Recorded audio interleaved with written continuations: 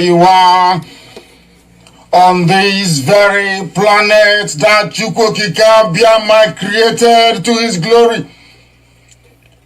We welcome you to another explosive exposition of the very fraudulent contraption, the very diseased abomination that the British created for the enslavement of the children of light. We have come to destroy. We have come to render asunder. We have come to decimate that very tower of darkness, that very zoological republic, that very cesspit of iniquity and of evil. We have come that the blind may see. We have come that the deaf may hear. We have come that even those who through no fault of theirs, but as a result of having subjected themselves to a very disastrous educational system in the zoo, they have become stupid. Here we have come to enlighten and to educate, without any apologies to anybody, without mincing words, without fear before our enemies, determined and resolute, indestructible, and the precipitous collapse of the zoo is inevitable. Absolutely inevitable. The devil may try all it can. Those who go before them to peddle falsehood, those who go to work for them, those who are the workers of darkness and of iniquity, we can assure them that we are resolute, we are determined, and there is nothing anybody can do to stop this very invade as many times as you like, kill as many people as you like, propagate falsehood after falsehood as many times as you like, buy up every media space in the zoo, go and connive with people in the diplomatic circles abroad, eyebrow consultancy firm in the world, select some diplomats in the zoo and bribe them. Select those you send to the key countries around the world. None of these things you're doing is capable of stopping us. It doesn't matter what you say. It doesn't matter what you write. It doesn't matter the type of chatter you have behind our backs. All those things you're doing is a complete and utter waste of time, because Biafra must come. There is nothing anybody can do about it. That is why we preach this gospel. That is why we propagate this very message of redemption. That is why Elohim said that Biafra will come. You will not fire a bullet, but Biafra will come. Because Chukwokika Biafra has gone before us. And you will hear what will happen to the zoo in weeks and months to come. This is 1 year, 2020. They will never, ever, ever in their lives forget. It does not matter what the enemy does, is irrelevant. Buy over Twitter, buy over Facebook, bribe the British High Commissioner to Nigeria, bribe the US Ambassador to Nigeria, department in America. But there is one thing I want all of us to understand this very evening. We are facing a very formidable array of enemies, both external and within. And we are going to overcome each and every one of these obstacles. That I can assure you. That they may know that the God we worship is an invisible God, not a God that was wrought by the hands of men. For we do not worship idol, and we can never ever worship idol. Is impossible. This very family, this IPOB, belongs to the Most High. And that is how it's going to be until Biafra comes and beyond, to eternity. This evening, I want to place it on record that our enemies are intensifying their attack against us from every corner. I am not saying this as lamentation or complaint. I am only trying to prepare our people for what is to come. You are being prepared for what is to come. The time has come to separate the chaff from the wheat itself. Our march is very, very near. The enemies are trembling, they are quaking, they are doing all they can to try to stop us. But they have failed very woefully, and they will continue to fail. But I want to tell you that we are getting attacks from everywhere all over the world. And very soon, they will buy over some of you. They will buy some of you over. The spirit of Oba, Biasika, and Ifajuna are still in some of you. When the time comes, they will buy you over. I am not doing this program tonight to ask all of you to be strong. I am doing it to remind you, not that if they succeed in buying you over, you're not going to stop what we're doing. You can't. You cannot. Not in a trillion years. But I need you to appreciate one very simple fact. That at the end of this very race, everybody will testify that indeed Chukwukika Abiyama, the same God of Israel, of Abraham, Isaac, and Jacob, the same God of Ehiri in Aguleri, the same God of Umweri, the same God of Ora-Eri, the same God of Owe-Eri, the same God of Arochukwu. Not to be known by the true God, one true God. You will know that indeed, not only is he omnipotent, that same God is the owner of this very agitation. No human being can stop it. We have enemies, and we need to be very, very careful, both within and without. Very, very careful. The next 2 weeks will be very pivotal. Next 2 weeks will be very, very important in the life, or should I say, in this very mission that we have embarked upon. The devil will do everything. And you are going to watch spectacularly how we are going to destroy and shame the enemy. That at the end, every glory and adoration will belong to God and not to man. Now let us go and tell you what is happening that some of you do not understand. I want those of you who are hardcore, those who we are chosen before you were born. There were some people who were chosen before they were born to agitate for Biafra restoration. This is a message for you. Those who from their mother's womb they were born to do this very work. You must be very, very strong. Because Biafra will open the eyes of black people all over the world. Because Biafra will mean that blacks from America, blacks from the Caribbean, from Southern America, they will all flood into Africa. It will be like the time that Yeshua was born. Biafra is like a light, a beacon. They will follow it. They will say, let us go and see what is happening there. That is what these neo-colonialists do not want. They don't want Biafra to come. I am telling our people so they understand. The mountains, I didn't say one mountain, the mountains in front of us that we need to overcome. And for us to overcome it, we need to be very strong mentally, mental strength. Just like when you're doing anything in life, and it appears as if you are being buffeted from everywhere. That is the time that you no longer rely on willpower or your muscles. You go to your brain to endure and to persevere and to keep going until you overcome. That is the stage we are in right now.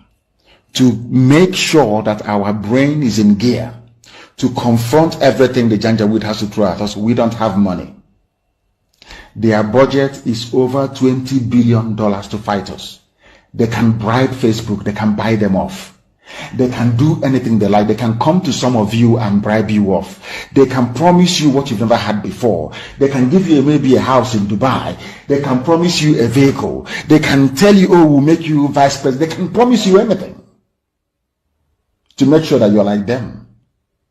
But this very IPOB, this very hardcore is not going to move. And I will tell you why we can't move.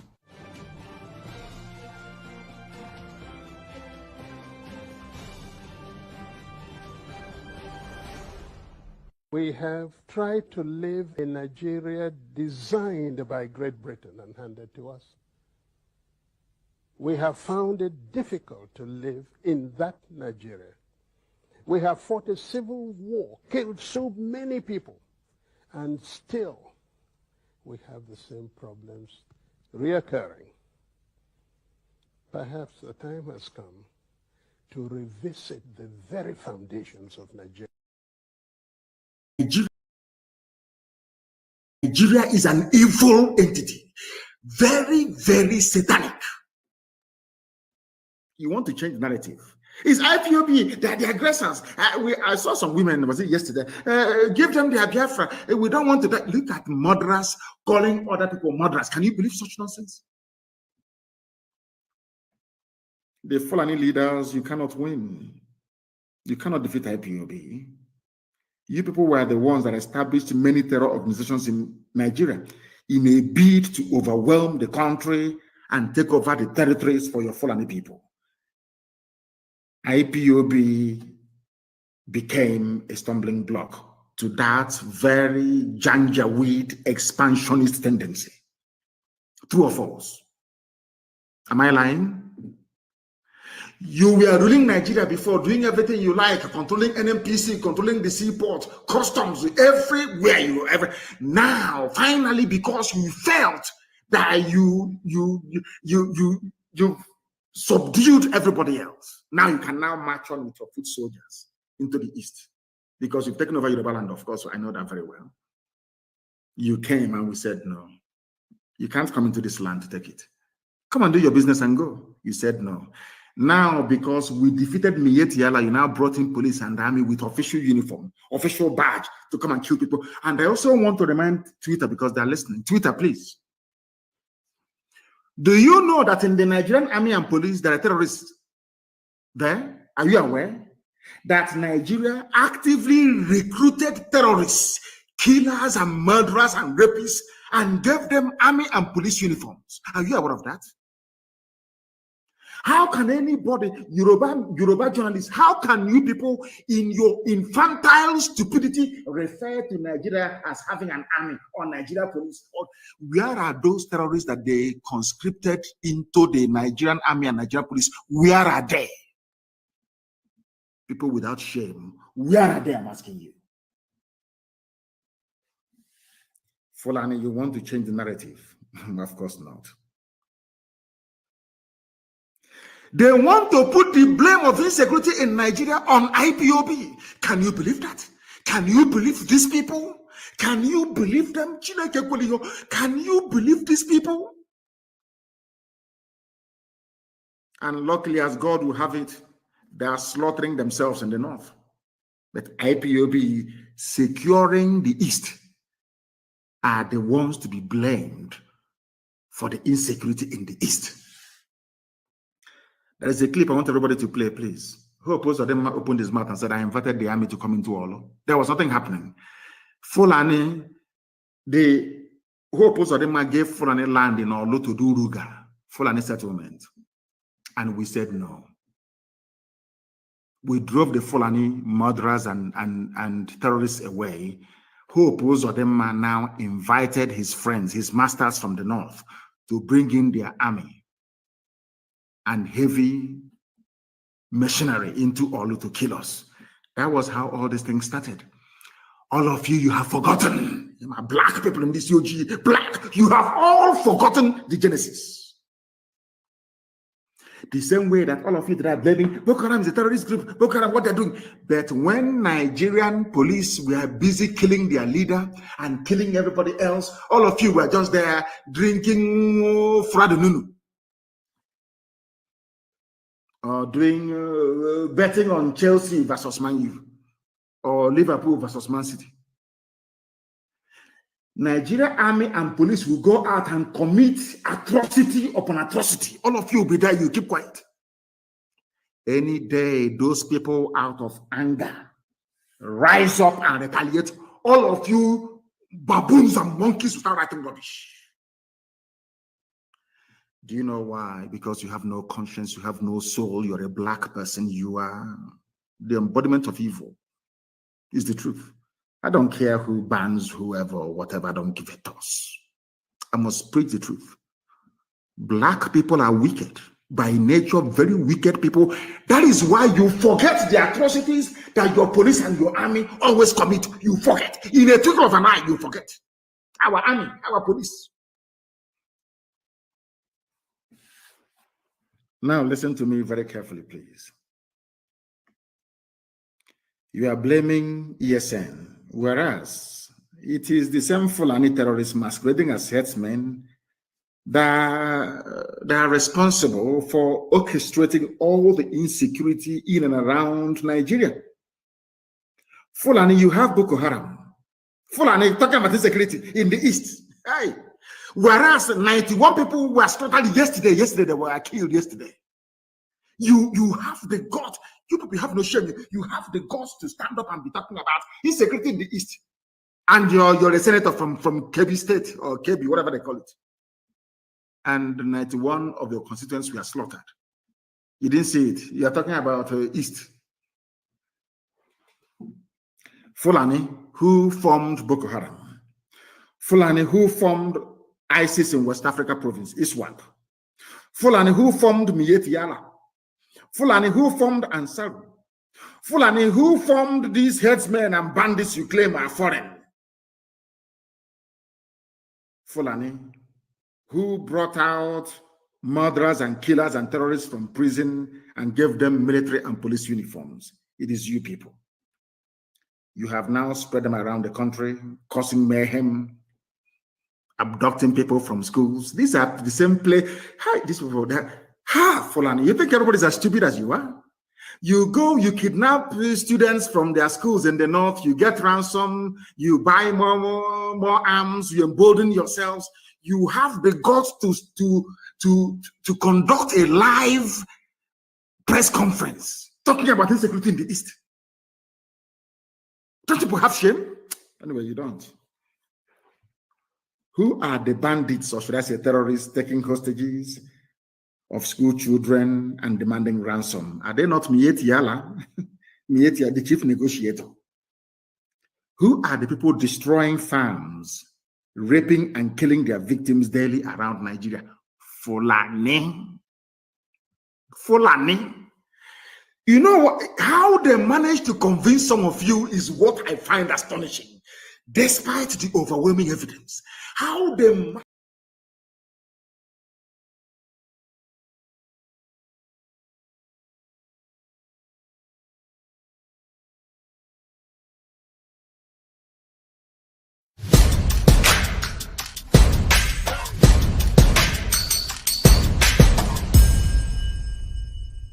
The foundation for the liberation and independence of Biafra has been laid by this government, and it is very, very strong. We build this particular foundation of the liberation on solid rock. Are you not seeing it? We are not shaking. I am standing very, very strong, making sure that I'm taking the bullet that they are firing at Biafra people, because their target is you. They believe that once they take Mazen Nnamdi Kanu out of the way, they will come for all of you. That is exactly what is happening in other parts of Nigeria, because nobody is there to stand on the way for them. And they are annihilating people, killing them, sending them to IDP camp. I told them, you see this face, okay, deceive very well. To deceive you. The momentum of the Biafra liberation today have necessitated all the discussion you see. Everybody is talking. Release Mazen Nnamdi Kanu. Why are they keeping him? Some of them claim that he was not fighting the way I'm fighting, but you kidnap him. Some of them are now addressing him as a gentleman. But you went and kidnapped a gentleman. They say, oh, he's more reasonable. He's not, but you kidnapped him. What were you thinking? All of them contributed money. When Mazen Nnamdi Kanu was speaking, It was their headache. They couldn't sleep every day. Oh, Mazi Nnamdi Kanu, he's destroying Ali Igbo. Oh, Mazi Nnamdi Kanu, he's doing this, he's doing that. Today, Mazi Nnamdi Kanu is no longer destroying Ali Igbo. Mazi Nnamdi Kanu is no longer causing problem. Mazi Nnamdi Kanu is no longer is the good man. He's the only man now that is very reasonable. And I have not even started because you see what Agaku Nigeria Igwe. Agaku Nigeria Igwe. And you know the next level is by taking all their terrorist barracks, taking all the government houses. That is the next level we will go because it is part of the defense of our land. These places are places where the attack against our people are being planned.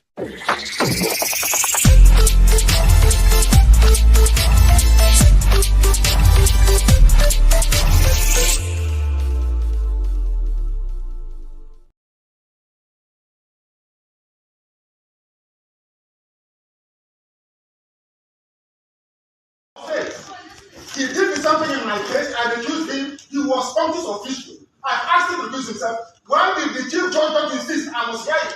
He left my case. Okay, listen. If anybody is not happy with this, which is true, then you need to go and appeal. No, I cannot. Because I have a court order. I have a court order. You have recused yourself. I have a court order. Anybody who disagrees with this order of court, go to appeal court. That's what you tell me all the time. You are conscious official. You cannot preside over this case number again. Not in this life. You cannot. Not now, not tomorrow, not ever. A woman here cannot force this court to preside on my case. You cannot. Not today, not till forever. You are recused and you stand to recuse. Tell the chief judge, not the kind of said, go on appeal. I recused him from my case. The state recused Justice Adema from my case. I did not insist Adema must hear my case. I never insisted. So why must you insist to hear my case? I don't want you in my case. I don't need you in my case. You are biased. You are biased. You cannot be in my case. A woman should do the right thing. A chairman of the board of Benja's constitution is impropriety. Nowhere in the world is such nonsense done. You cannot be hobnobbing with lawyers, hobnobbing with justices, and you're proceeding a case. It's shameful. Absolutely shameful. Shameful. This is not a court of law. This is a shrine to injustice. And I will not subject myself to it. You stand recused and you must take my case. You cannot try me.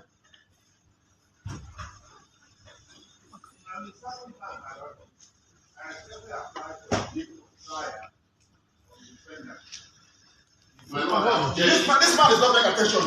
There is an order of recusal. And he's a senior advocate, for goodness sake. There's an order of recusal. Is that not the rule of law? The law says if you disagree with this, you go and appeal. You are a grown-up man. Because of 300 million, you're behaving like a child. Go and appeal. Because of money. Because of money they're paying you from ATM surface, you are here standing and smoking evil. Because of money. A grown-up man like you say you are like you behave like a man of honor. The rule of law says you go and appeal. His Lordship Binta Yebe will not try my case. Not on this planet Earth, I'm telling you that now. So stop wasting your time. So that paradise, as I said, is view of the past that the defendant has indicated that he will not make a formal application. I advise that the Lordship give us a 70-day for hearing. You are not well. You are not well. I'm telling you, this God am not well. This is an order of God. An order of God says Justice Binta Nyako is recused. An order of God. Order she made as an order. The same Chief Justice writing the stupid memo he's writing. I recused him. He was functus official. He sat on appeal. I took him to NJC. I recused him. Why did he not say I must sit on your case? Why in the case of his lordship is he insisting? He wants to embarrass her. He wants to embarrass your lordship by asking her to come and sit on this case. Is that what you're saying? There's an order of give it to him. He doesn't have it. Give him an order of court. It's an order of court. Give it to him. He doesn't have it. An order. Give it. He doesn't have it. It's an order of court. It's an order of court. I don't give permission to address you. Everything. But let me tell the defendant that in everything life, there's need for wisdom. And wisdom is very important in this matter. And telling lies. it is not right for you to be insulting the teacher and If you insult yourself, I will insult you. If you have no respect for yourself, I will insult you. Because people are telling the law, when it comes to Nnamdi Kanu, you turn the law upside down. The law says one thing. If the law says this paper is white, when I go to court, they say it's black. When I say it's black, they say it's white. Is that law? I'm asking you, a senior advocate of Nigeria, is that law? Is the memo from Chief Judge, is memo from Chief Judge sufficient to set aside and a court order? The answer is no. Why do you want to change the law in my own case? His Lordship, Justice Linton Yeko, stand recused in my case. Cannot try me. Why don't you get it?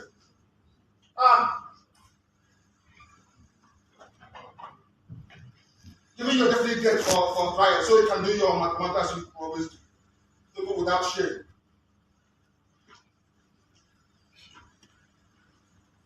I have here before me for the benefit of Chief Awomolo because it seems he doesn't know the law. So I will tell him, this is national judicial policy of this country. Please give them a copy each. National judicial policy of Nigeria. National judicial policy. I will tell you what it says. Because you don't know, I will tell you. Talking about memo from the Chief Judge of the High Court. Judicial policy of Nigeria. 1C. I'm reading it. Verbatim. In the performance of judicial functions, the judge is subject only to the law and must only consider the law. The rule of law in every common law jurisdiction in the world is that once an order of court is entered, the only way to set it aside is by going on appeal. That's the rule of law. You're a senior advocate, you don't know. I will go to see. A judge must not take or attempt to take orders or instructions of any kind from anyone, even the chief judge, from anybody that may influence his decisions in the performance of judicial function. It means that his lordship, having entered an order of court, a decision between myself and her. Well, what you must know is that Nnamdi Kanu is being held hostage on behalf of the famed unity of Nigeria. That's what it's all about. It's as simple as that. If you mention his name in certain circles, they don't want to hear it because they feel like he threatens the real estate called Nigeria. And his Igbo makes it worse because Nigeria's DNA hates the Igbo for attempting, in the 60s and, towards the end of the 70s, to leave a country they said is no longer favorable to their existence. But I keep saying, and I will repeat here again, is there any Nigerian out there in their majority who has not mentally seceded from Nigeria? Not many. That's why people are living in droves. Each time you get on a plane leaving this country is full, each time it's coming back, probably full too, but it is those who are coming back to pack their things that are coming back. That's the way I describe it. But the truth is that Nnamdi Kanu has been held hostage. He was abducted from Kenya, extraordinary rendition. The fact that he's kidnapped from Kenya could not be explained shows that any judicial pronouncement or processes after that is null and void. You cannot go and kidnap somebody and bring them before a court. And the courts have made it very clear, even up to the Supreme Court, that he did not jump bail. It was the military that went to his house to kill people, and then he escaped. And now you have brought him back, you ought to respect and restore his bail. That's what I told his lawyers. Why are you applying for bail again? Because the Supreme Court made all the pronouncements except releasing him. And I think it was because they were afraid. And that's why I said he's a hostage to this country. And like you rightly said, there are other people who have made even more egregious pronouncements and fought and carried arms in this country. And you have not treated them the same way because they're not Nnamdi Kanu's, their name don't sound East. And I'm not here to fetish being able. But the reality is that they are not treated fairly. And Nnamdi Kanu is part of the reason why that is clear to everybody. Right. And by the way, I must also reveal here that there are some Igbo elites who are behind this. Whenever there's a crime of conspiracy against freedom fighters, there are people inside and outside who are working together.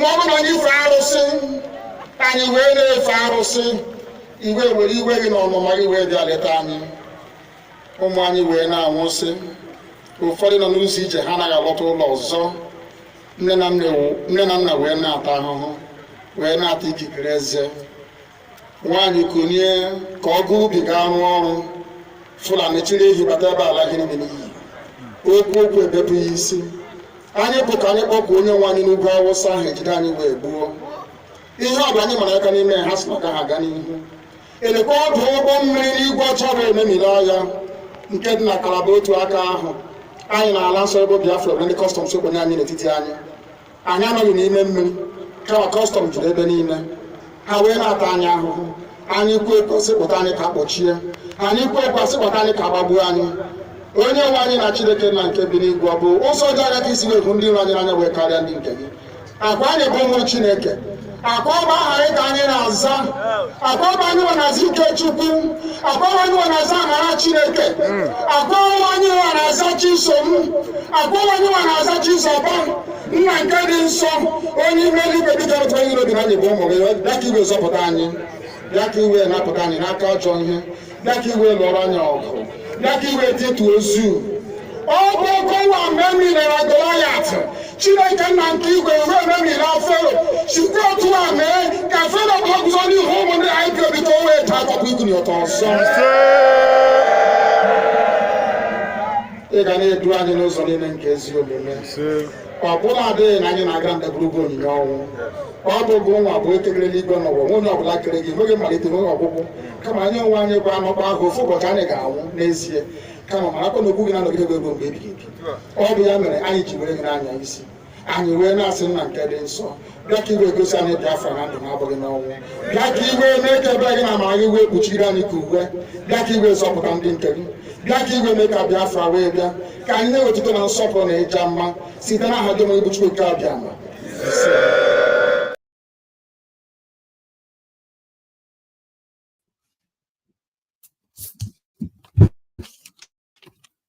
Ise.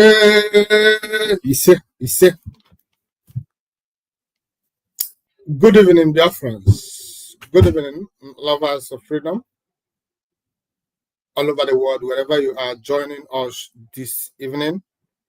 I welcome you to this program on this platform, IPOB Western Cape Media TV. I welcome you in the name of Chukwu Okike Abiyama Premi Henine. As I welcome you at this point, I want you to welcome others, your friends, your family, your neighbors, and all of us of freedom who reside within your locality.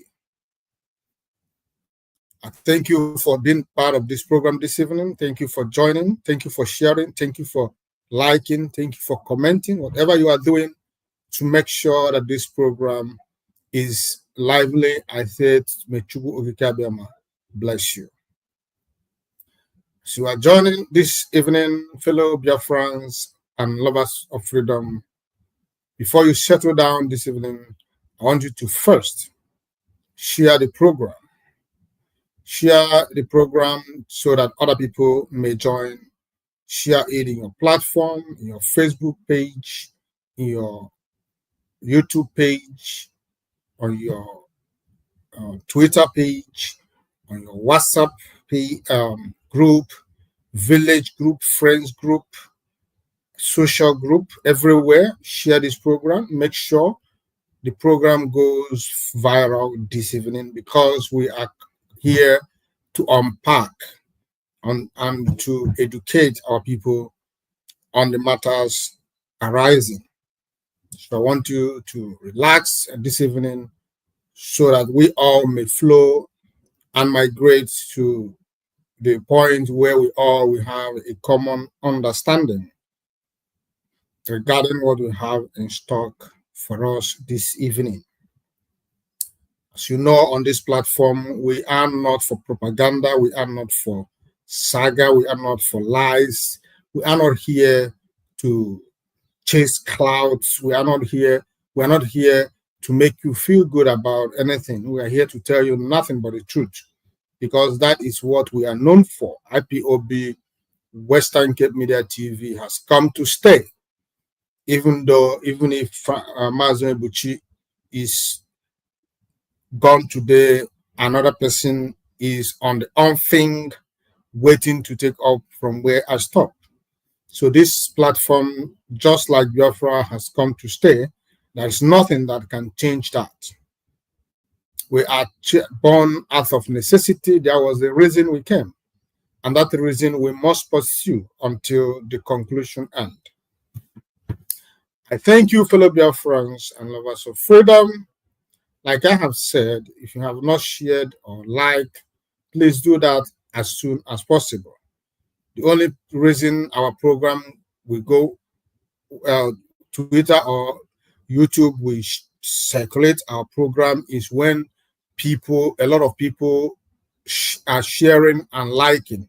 When you are liking the program, that means Twitter and YouTube will keep expanding, opening the program for more viewers, for more people. So please, we indulge you to share this program. We acknowledge you, we appreciate you, because you already made it as a point of duty to always be with us, always joining us anytime we are live. We appreciate that. We have never taken your presence or your company for granted. So as you are doing this, we are family here. We are family. This is our own. We own it. We are making things happen in this struggle. If you don't know the future impact of what we are doing, let me tell you that in the future, Biafra will not be discussed after we might have gotten our independence. The history of Biafra will not be complete without mentioning you, without mentioning I, without mentioning everybody who has played a very pivotal role in this struggle. So whatever you are doing, know it that posterity is waiting for you. And history will remember you not for negative things, but for positivity, for positive things which you have done. That is why Mazi Nnamdi Kanu, the leader of the indigenous people of Biafra IPOB worldwide, said, whatever you know you can do for Biafra to come, go ahead, do it. It is for posterity, that your name may be recorded in the history of Biafra. That is the reason we are not here. I mean, we are here. We are not here for financial benefits. We are not here for you to praise us. We are not here for you to thank us. Whatever we are doing it for our children and our future generation. That is the reason I, Mazen Ebuchi, is here. I'm not here for the finance.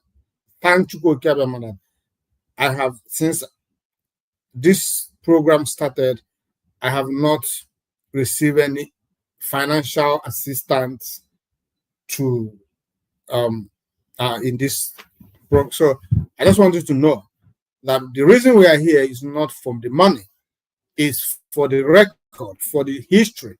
The reason white people go farther than with black people is because white people do whatever they do for the future. When they might have gone, the generation that is coming will always remember them. But a black man will always concentrate and focus on now, what can I gain now? What will be the benefit if I do, what will be my benefit if I do this? That is the undoing of a black man. But the white people are not like that. And that is what we in this platform has unraveled. We have come to understand that it is not always about the financial benefit. Freedom fighting is not financial. It's not a financial business. It is financial. So that is the reason we are in this platform, and we continue doing that. So please share our program, like our program, comment on our program. Make sure you tell people about this platform, because this is where it is happening. As long as IPOB, as long as the struggle for Biafra is concerned, go. I'm not telling you something that I'm not trying to sell to you something that is unattainable or do something that is not, you cannot verify. Go to all the platforms wherever Biafra is being discussed. Go. I'm talking about presently. Go to every platform where you hear IPOB or Biafra or whatever. Look, listen to the program, listen to them. There is always drama, there is always gossips, there is always people trying to to bring down other people, character assassinations, and so on and so forth. It is only on this platform that we remain resolute, focused, refusing. If you do something that is wrong, we go straight with proven evidence and talk about it, and that ends it. We move on. We do not dwell on trying to bring people down. That is not what this struggle is all about. That is not what Mazi Nnamdi Kanu is all about. That is not what Simon Ekpa is all about. But unfortunately, if I should say so, those he left behind has left the animals they've come to hunt and turn around hunting each other. And it's quite unfortunate that we all are here to experience this unfortunate event happening, but it is okay. Like I have said, many are called, but few are chosen. Thank Chukwu that we are part of those who are chosen to do this job, and we are delivering. We are doing the job that we are supposed to be doing undistractably. We refuse to be distracted. We are focused. We are resolute. IPOB Western Cape Media TV is a name that it should be reckoned with.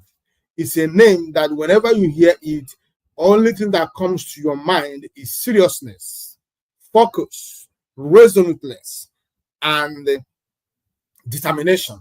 That is what we are known for. So please share our program. As you do so, Chukwu Kikabiam, I will bless you. And if this is your first time joining us, then this is IPOB Western Cape Media TV. Here we speak nothing but the truth. We are without fear or favor. We are fearless before our enemies. We are not here to present any individual, but to represent and to defend our fatherland, Biafra.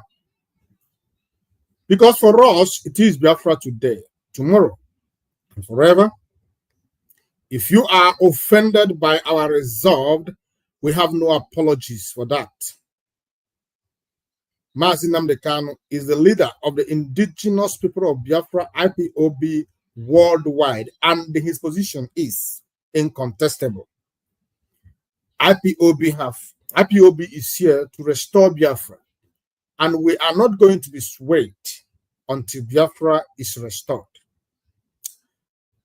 Welcome to IPOB Western Cape Media TV, saying it the way it is. We say it the way it is because we are fearless. We are fearlessly telling the truth the way it is. We are fearlessly agitating, defending, and talking about Biafra to him who cares to listen. It's not by force. We always come with a common sense. Because truth is our hallmark. We make truth our hallmark. Whenever you hear us speak, we speak nothing but the truth. That is what IPOB Western Cape is known for. And this evening, I want you to know that we are live on our YouTube channels. IPOB Western Cape Media TV. Also, we are live on our X, formerly Twitter, IPOB Western Cape Media TV. You can make a choice where you want to listen to us this evening. You can decide where it will be relaxable for you, where it will be convenient enough for you to view this program this evening. But one promise is that wherever you are going to be viewing us this evening, you will get your money back.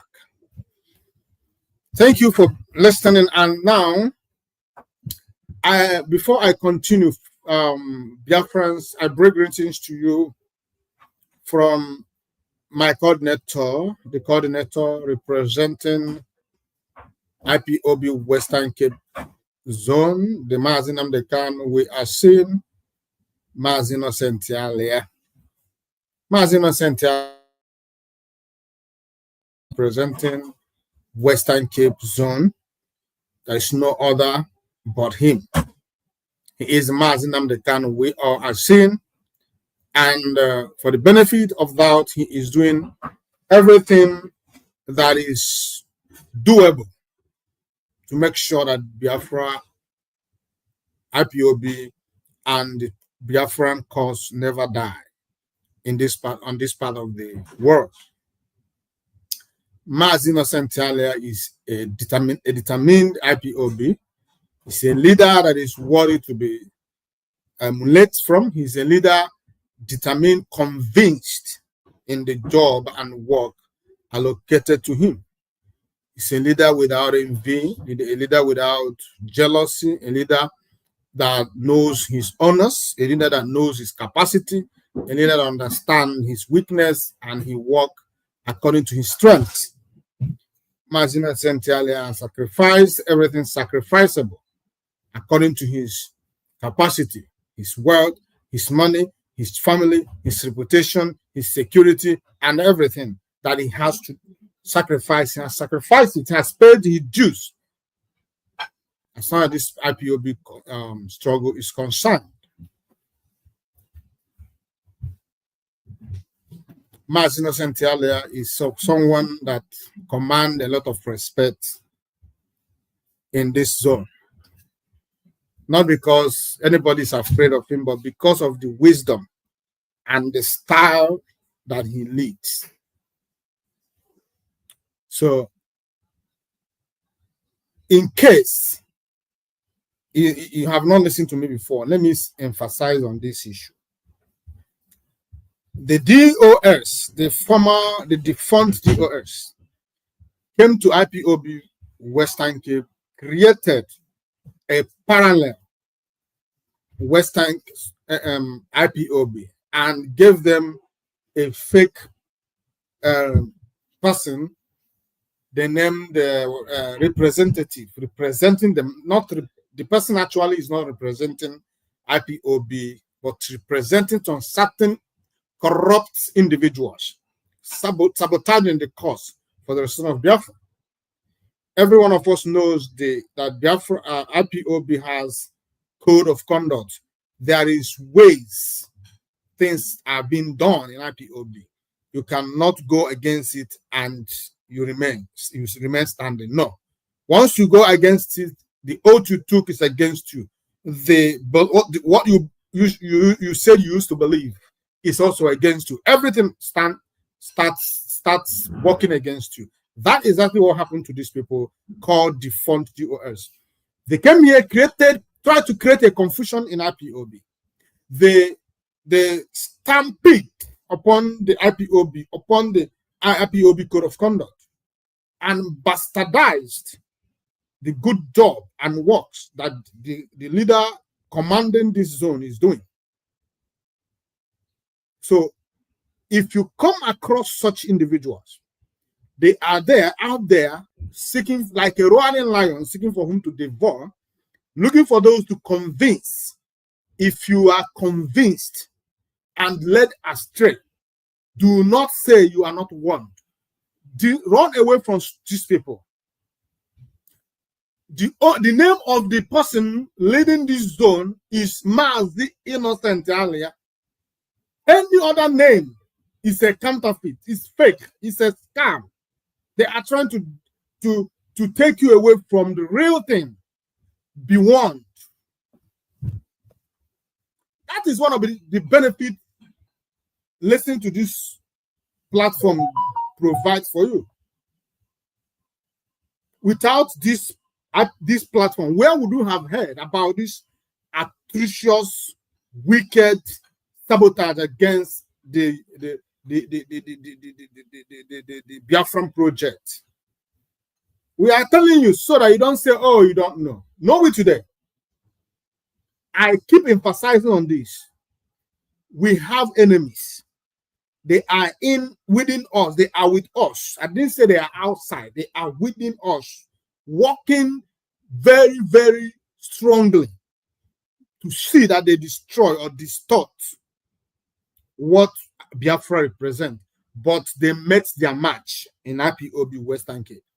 And we shall continue to work to make sure that, in fact, there's a strategy we as IPOB Western Cape has, so many things has happened. Some of the units in IPOB Western Cape, some of them are cold because of the shaking that came the other time.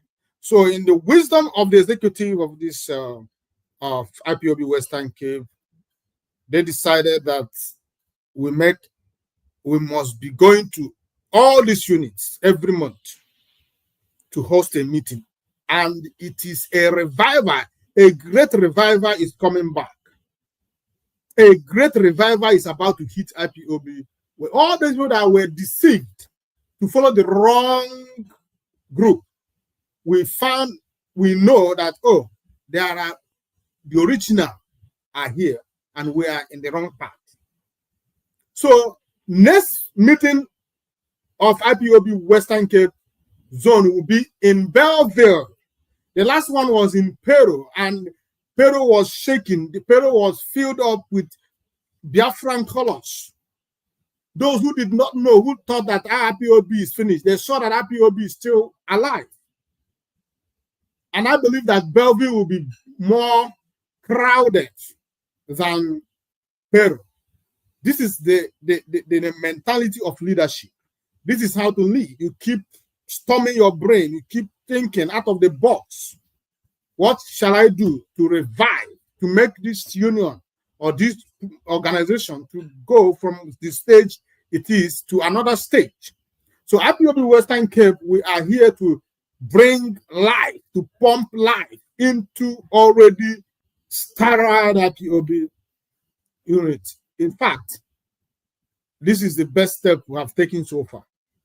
Some of these units could not host meeting for a very long time because of, so many people are coldness, confusion. They lost confidence. So I want you, if you are or from other countries and you've been thinking, what can we do to revive things? Emulate from IPOB Western Cape. Emulate from IPOB Western Cape. That is how to go about it. But as for Biafra, as for IPOB, we must stand and we must restore Biafra.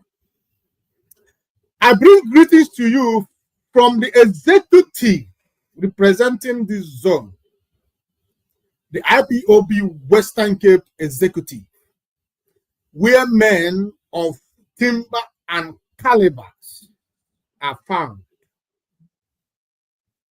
IPOB Western Cape executive, I think, are the best in the whole world.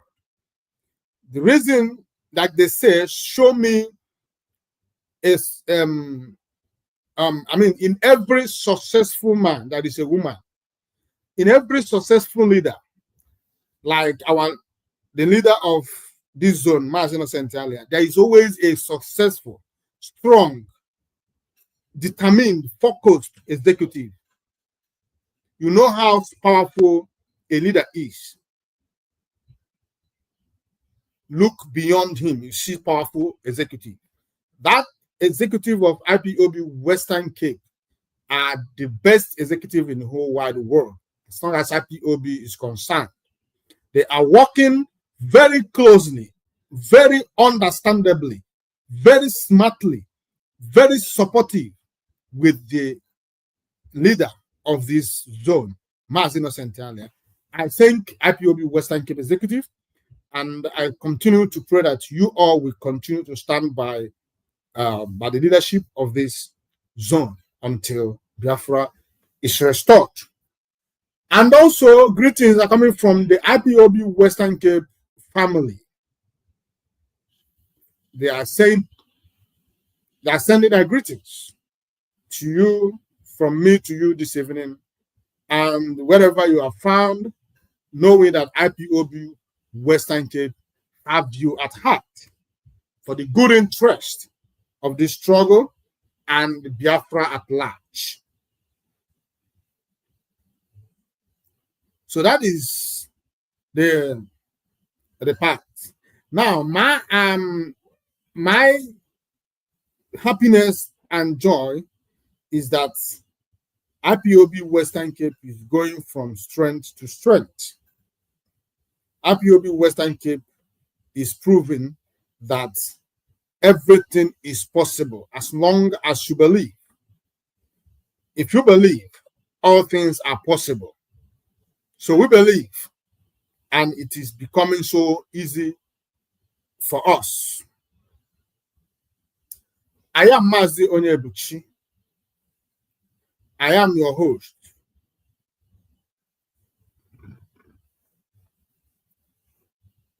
By the help and grace of Chukwu Abiam, I am the Parklands Unit Coordinator. I believe in Biafra.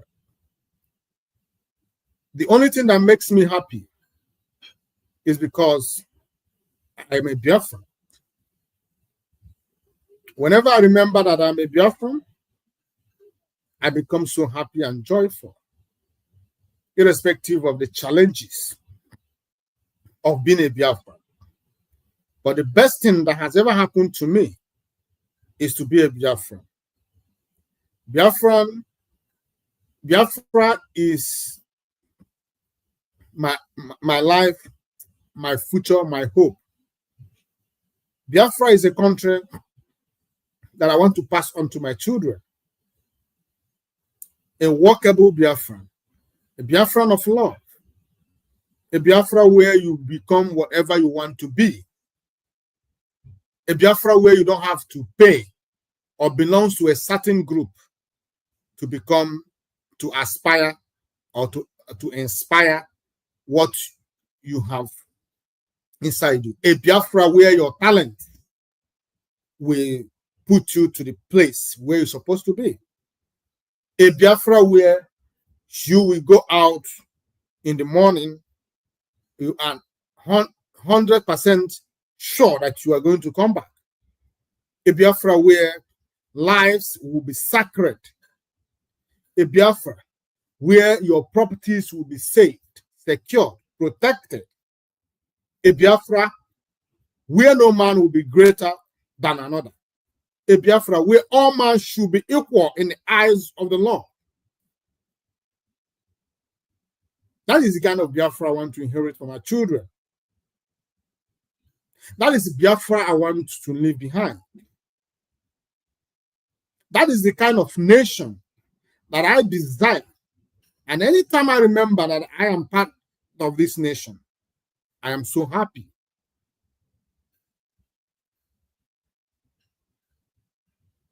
I say to you, fellow Biafrans, good morning, good afternoon, good night. Good evening and good night to some of you, depend your time zone.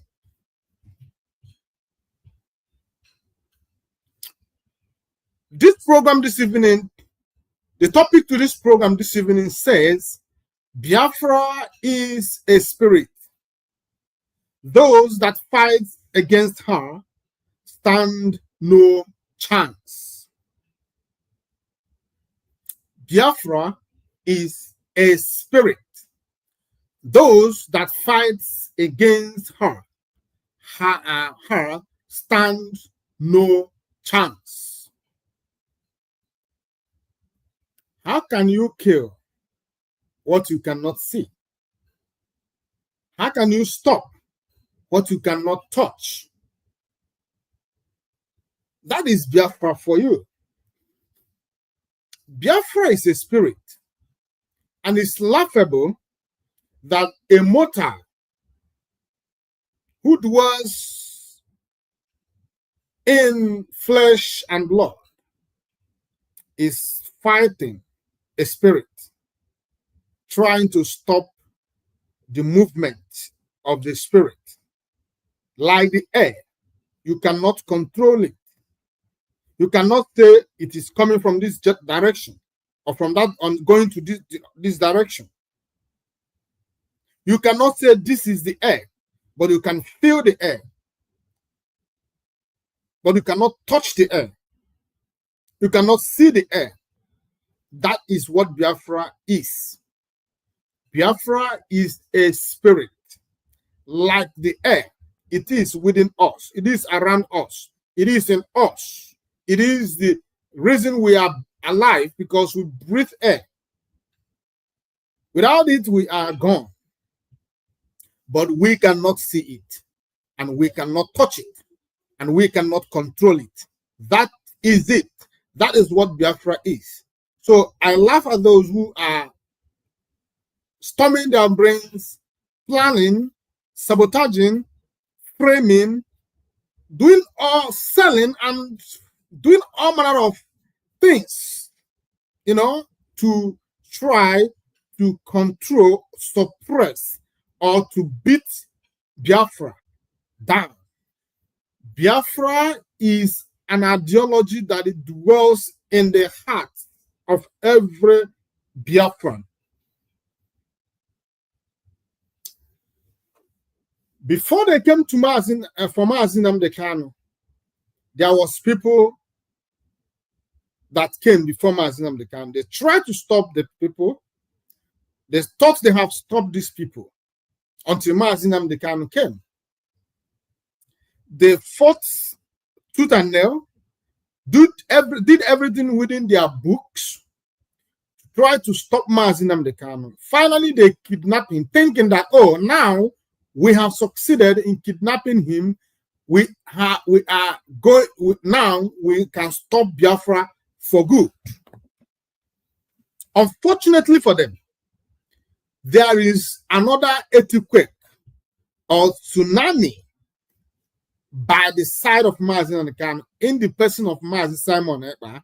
When Mazi Simon Ekpa came, they were not anticipating to see someone who will rise, who will be so bold, who will be so determined, who will be so focused, and who will be so inspiring, like Mazi Nnamdi Kanu.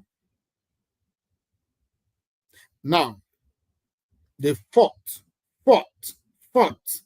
They used both enemies within and without to try to stop Mazi Simon Ekpa from doing what he's supposed to be doing.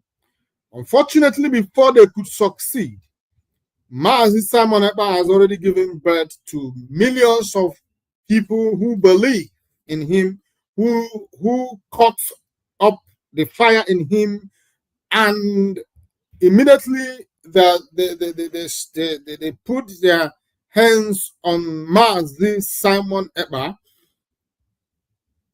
People now came from all directions. Don't worry.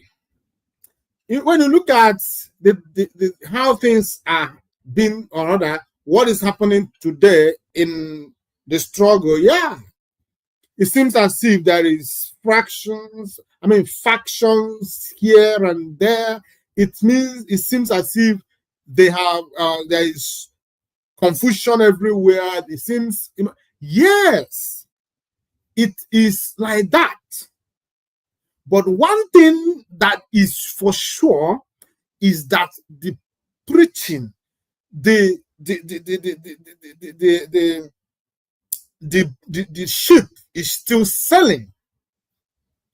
The awareness for Biafra is still going. Remember, Biafra was already restored on the 29th of November 2024. And now the process of recognition is what is happening. You cannot talk about going to restore Biafra again. It's already restored. And what you should do is building on the already restored Biafra nation. And that is what is happening today. Wherever you go, it is Biafra. That gives me joy. Even though it seems as if they do not have direction, no leadership, no cohesion, no understanding. Yes, but the truth and the joy we all should be celebrating is that yes, Biafra is still thriving. Biafra is being discussed in the highest level of diplomatic mission. Biafra is still in the process. It has not been locked up because the plans of the enemy is to kill Biafra, a spirit. Point is that you can't do that. You cannot succeed in stopping a spirit because you can't see. And how can you stop something you cannot see? So everything they do is actually a kind of elevation to elevate us from the point where we are to another point. A point where we are now is a point where we are mastering how to work with each other, where we are mastering how to tolerate each other. At the end of the day, all these factions that broke out from Simon Ekpa's group, they will still come to understanding. Even though the way they fight dirty, but it's all right. They chose to fight that way. It is their prerogative. When it is time for settlement, they should know how to go about it. IPOB is doing their own. I just told you how we are in Western Cape. We have mastered a strategy to rekindle the light of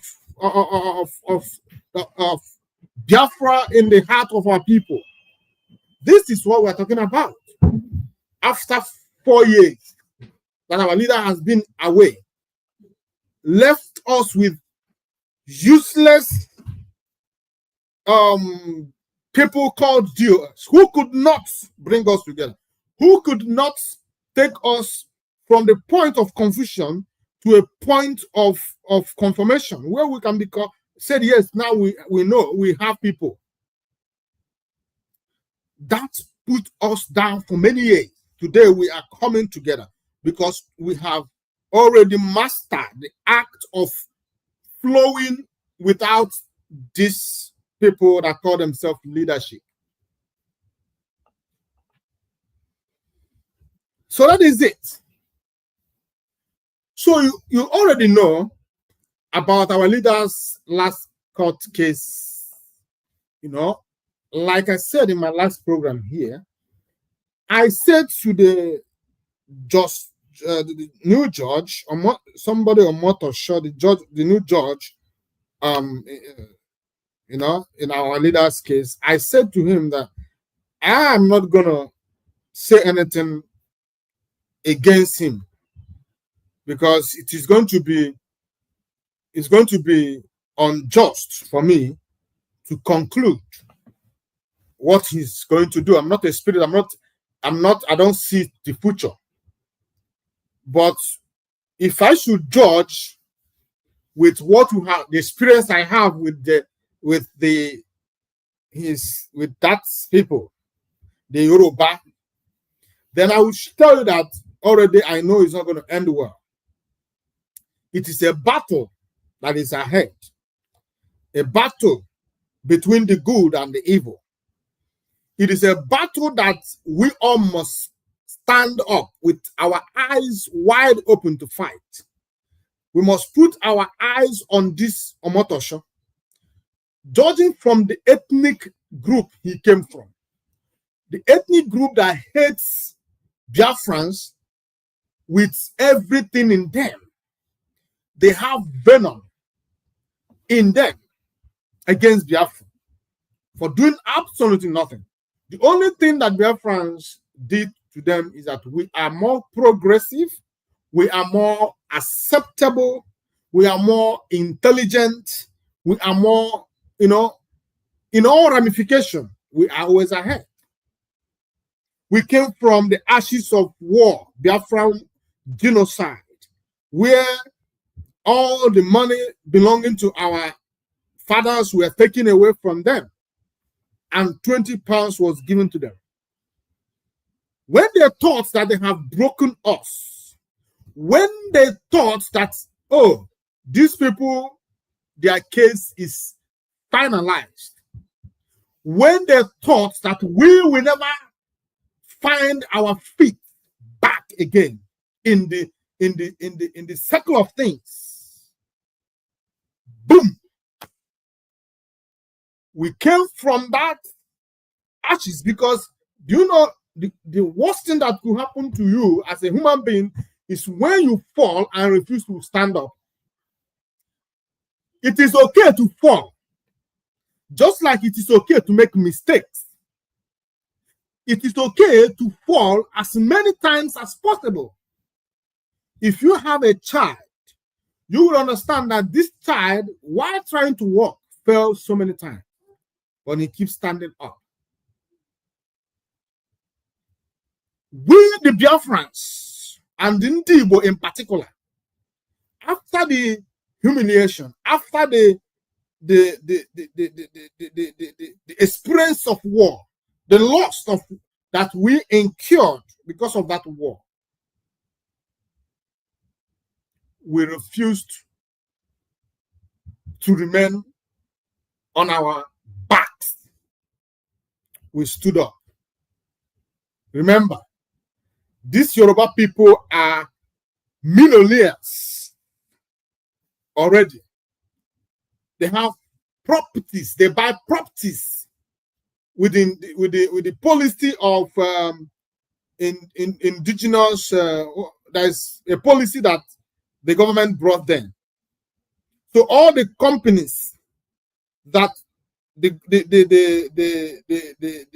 governments want to sell to individuals were Yoruba people and the Fulani people and the rest of the other ethnic group in Nigeria were made the first choice. Even if as Onyibo you indicate interest, do you have money? There's no money in your pocket. We became a laughing stock. The Yoruba people thought we can never rise again. 54 years down the line, we overtook them. We overtook the Fulanis. We overtook the Hausas. We overtook other ethnic nationalities who were billionaires and millionaires when we are nothing, when we had nothing. That made the Yoruba people so envious. The Lagos state that is their all. We keep buying all the money, all the properties their fathers stole from Ndibo and the rest of us. We keep buying them from them. We keep buying them back. We keep buying them back. We bought them, and bought even the ones that they inherited from their ancestors. They became so devastated, so angry with us. And now they vowed that we will always be on their radar. So that is why I have problem with this Omoto show, but I am not going to express my fears yet until he starts displaying. But as past, if he will display, I can assure you 70% that he is going to show. He's going to show you that he is a Yoruba person. He is going to show, he's going to try to twist, he's going to try to manipulate, he's going to try to create a narrative. He's going to do something, but we have our eyes on him. One thing we promise to them is that you see this case, Nigeria can never win it. Come rain, come sun, Nigeria will never, can never, must never win this case. They do not stand any chance. I wish they stand a chance, but indeed they couldn't. They don't. They don't stand any chance. They don't stand no single chance when it comes to Mazi Nnamdi Kanu and the IPOB and the Biafran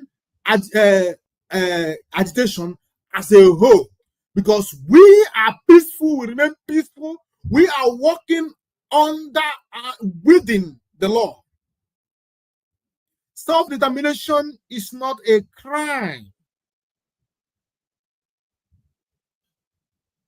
It's not a crime. And you cannot sentence somebody to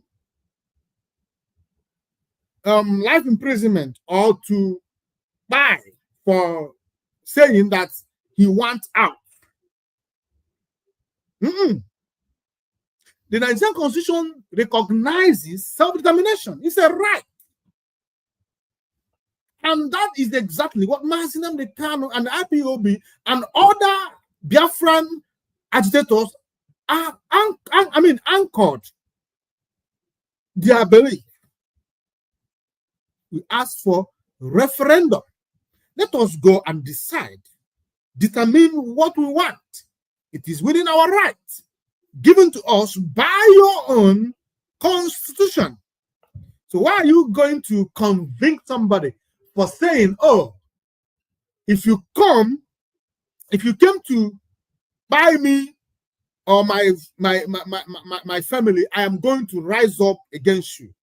Why are you going to come to say to the person, you committed treason, you are a terrorist, for saying that if you came to buy me, I will, if I have opportunity to buy you first, I will defend you and buy you? Is that a terrorist act? That is not a terrorist act. So there is no platform, no chance. And that is why Nigeria continued to run away from this case. And we continue to follow them bomber to bomber. We continue to call them. Let us do this once and for all, so that everybody will go and rest.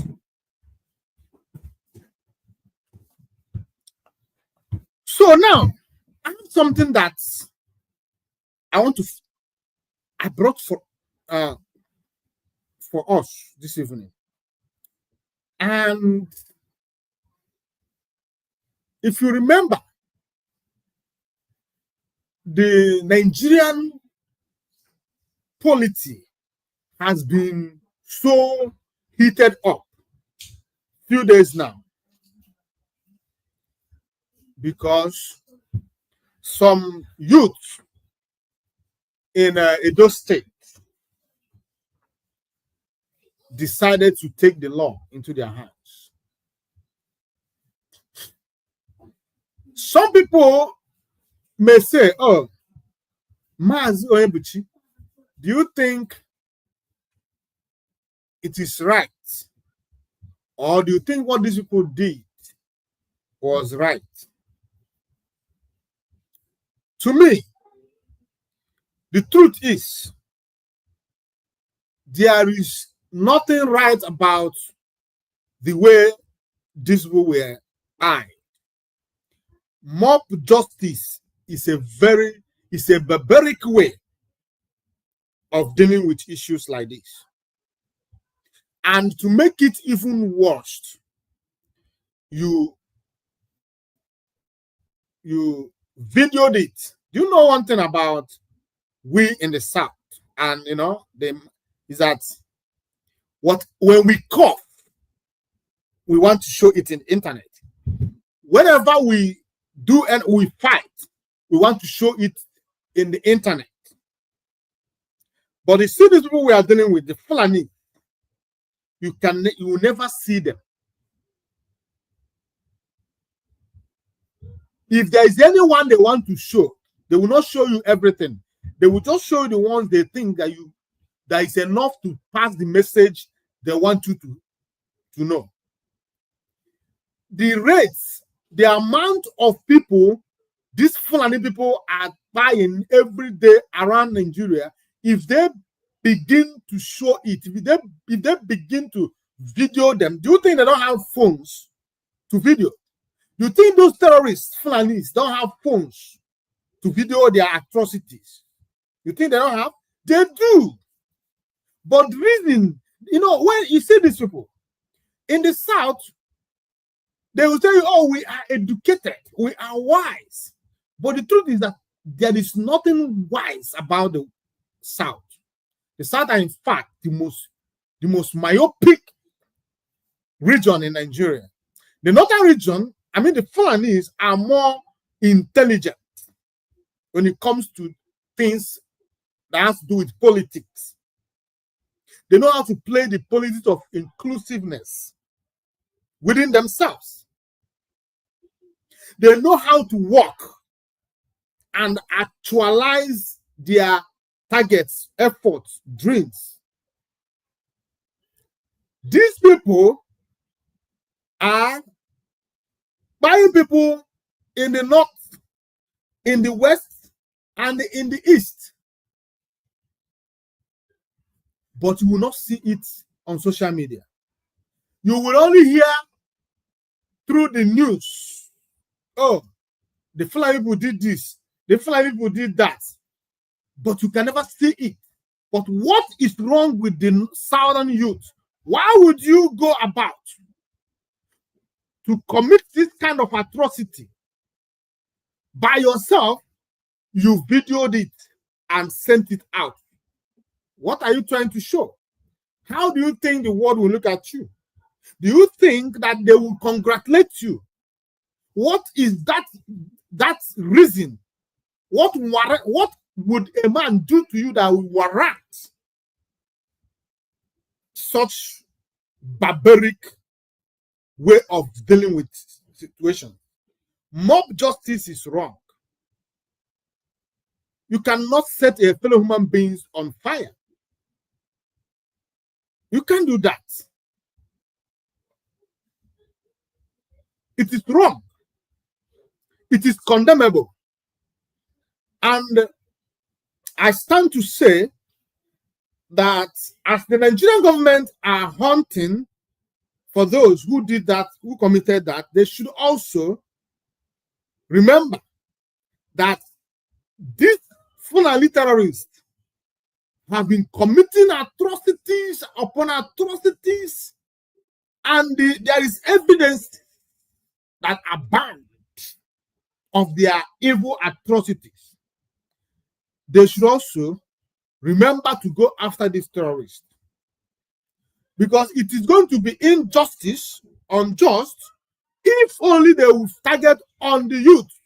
If you remember the recording of our leader, I played. Our leader said that when all these things happen, no government is doing nothing to stop, to prevent, to put it under control.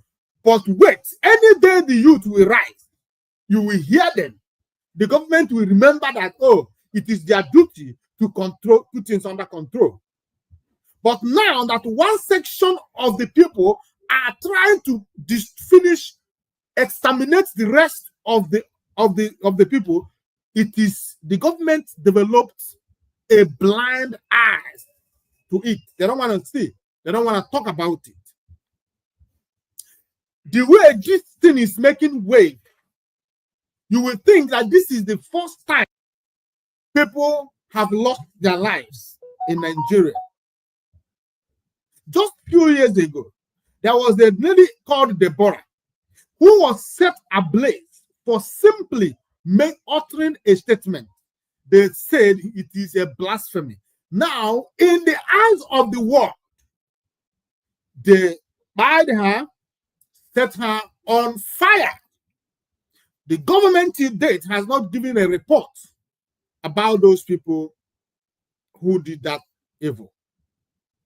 But you see, anyone that says that Nigeria belongs to the Fulani, don't misunderstand that, because it is fact. It is proven beyond every reasonable doubt that Nigeria is indeed, Fulani's property. They determine who rules Nigeria, how you rule Nigeria. They determine the kind of discussions you enter and you don't. They determine who's live and who don't. They determine who commits crime and go free, and who commits crime and he will be held responsible for his crimes. All these things are being determined by the Fulanese. Other people are just like spectators, you and I.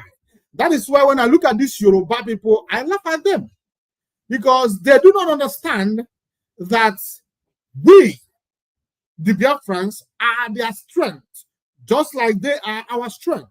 If only we can come together in unison to work together, to form a front, then the Fulanese will lose their ground completely. But because of the inherent envy of the Yoruba people, it will never be possible for this to happen in Nigeria.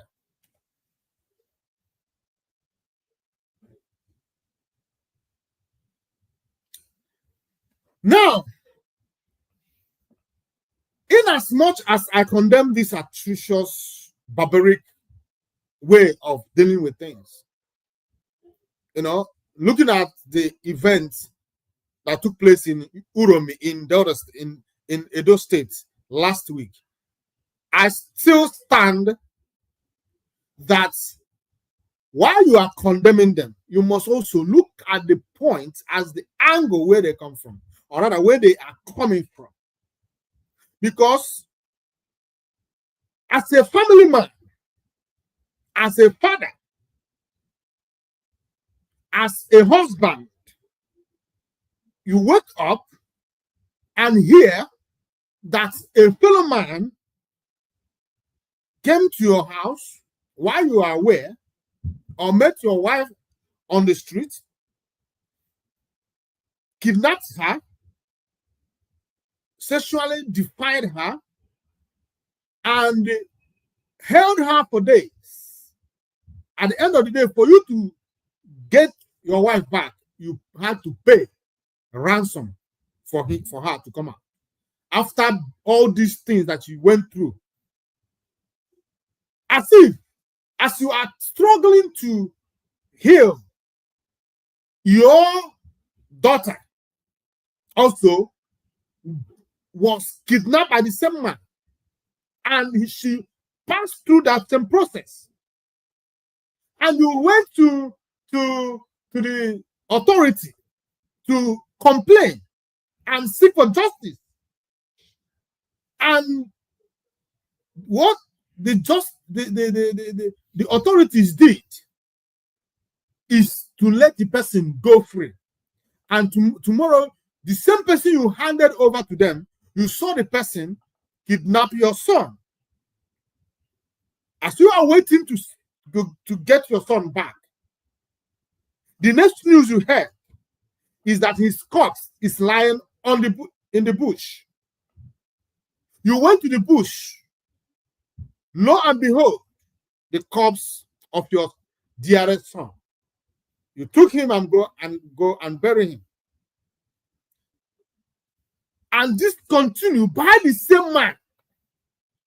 You kept complaining until one day you said, no, I shall complain to no man no more. I will take revenge and I will deal with things the only way I know best. While this man was going about his business, you attacked him and mowed him down. What shall the law do to you? Yes, the law will come against you. But is it right to condemn you, your actions? No.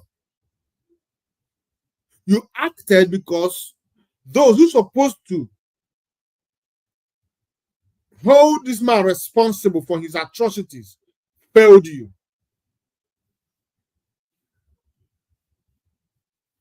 That is exactly what transpired, or what is transpiring in Nigeria. These people has done, these Fulani terrorists, they have done so much damage to the psyche of Nigerian citizens. They have put fear to Nigerian citizens into their hearts, even into the hearts of the government of Nigeria. If you check very well, all these people, those 16 people that were died in Edo State the other day, if you check very well, some of them, or even if not most of them, are not Nigerian citizens. They are rather going back to wherever they come from.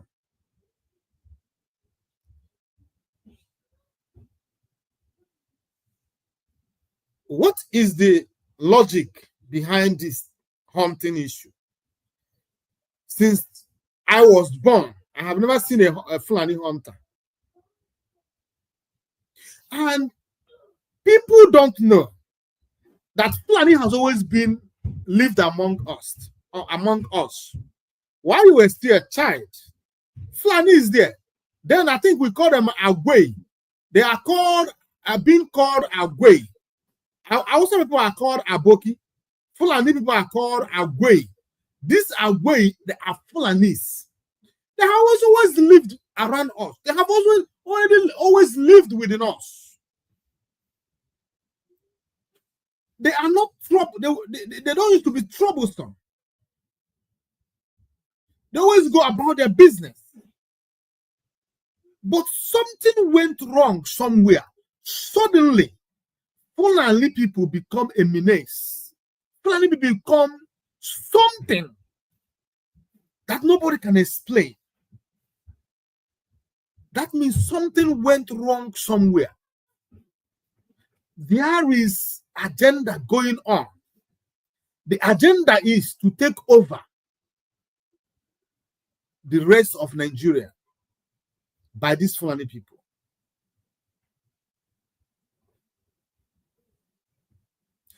If they are strangers, if they are new phenomenon, you would say, oh, these people, I would not used to hear about them. Where did they come from?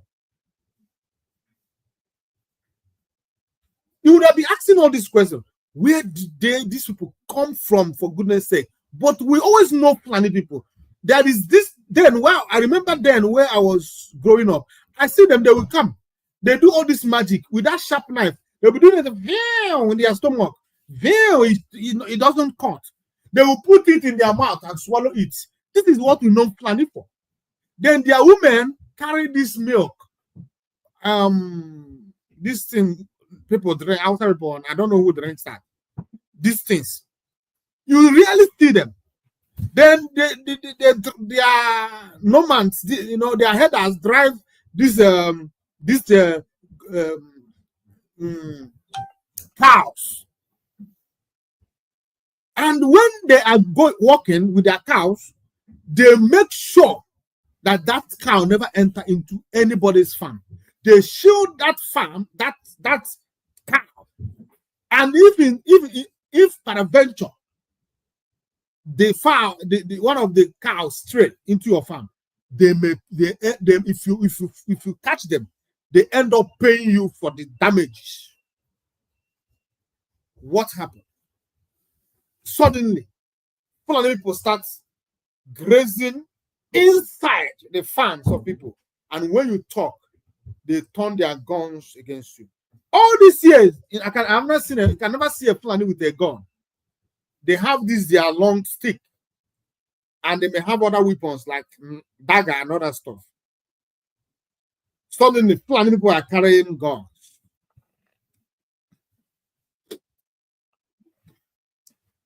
Now, if you don't know what is happening, what you see happening in the north, in the Benue, in Yoruba land, is happening in our land. Some of the villages in our lands are being taken over. Fulanis are the ones staying there. You know, in our you don't know these things. You know, when I see people who want to be politically correct, most especially those elected who call themselves the senators, the represent the House of Reps, and all these people. When I see them talk about, oh, we need to live in peace with the rest of Nigeria, who want violence? Who doesn't want to live in peace? If living in peace means dispossessing me of my inheritance, then I don't want to be part of that peace. If living in peace is chasing me away from my ancestral land and occupying it, I don't want such peace. I want peace where respect is the paramount. I want peace of Ebo Beru Gobere. I want peace where all men should be treated equal. That is what peace is all about. How could you come to my village, ransack my village, buy as many as you can, then the rest will run away, then you resettle? You know, when we talk about this thing, people think it's not happening in Igbo land. It is happening in Igbo land, though. It is happening in Biafra land. It is happening in Yoruba land. As it happened in Benue, in the part of the north. So it is happening in Igbo land. Fulani has settlement in our land, if you don't know. You see all this Enugu State. Enugu State is gone. Enugu State is gone. I think the only Enugu that is safe are those in the city, around the city. You see those Enugu State in the borderline of Biafra, my dear, they are gone. Some villages there are gone. Go there to. In fact, let me show you. Let me bring up a news because, like I told you, this platform is a platform where we don't speak when we are not sure. We say what we know and we can defend.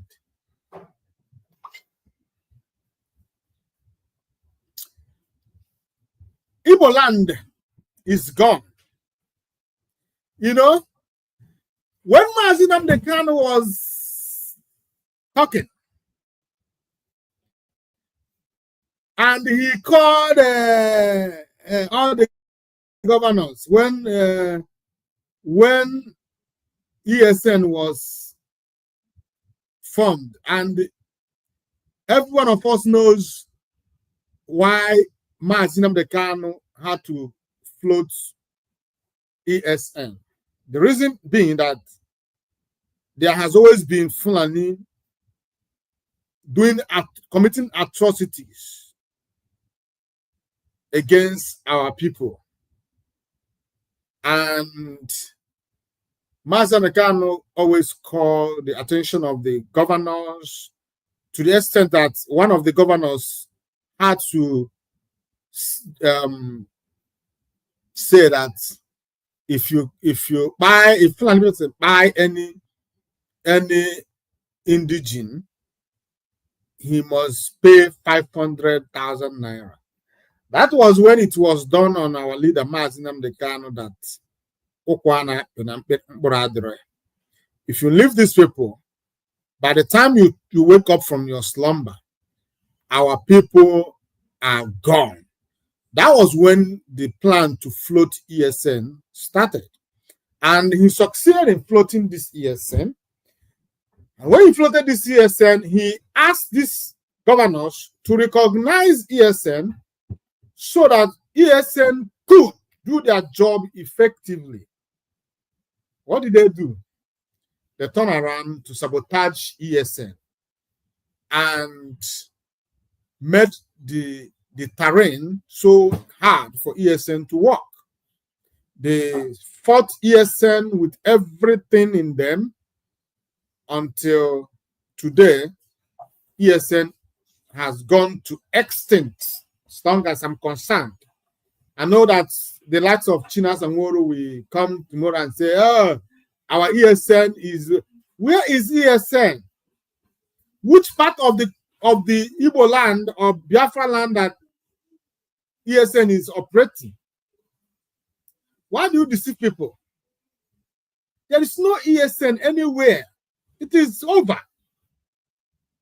That is why some villages in our community, in our land, it's not a history. That is why today Fulani people have settlements in our land. That is why today Fulani people have taken away villages and occupy the same village.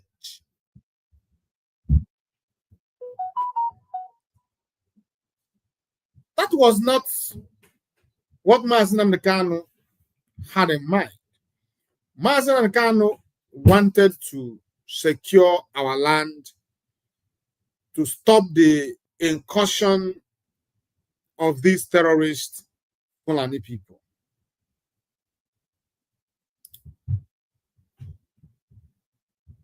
So, Mazi Nnamdi Kanu wanted our land to be secured so that all these stories that touch the heart will not be our portion. But unfortunately, since he's kidnapped and there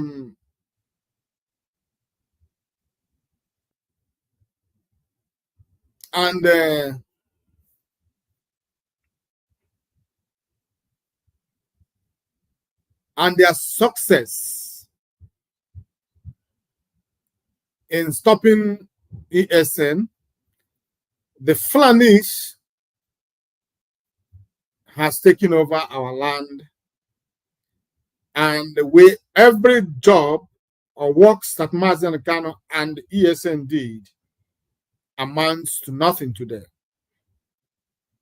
It has become as if there was never a time ESN and Mazi Nnamdi Kanu existed in Igbo land. Our villages has been taken over by these Fulani people. Now, I want to read this news for you.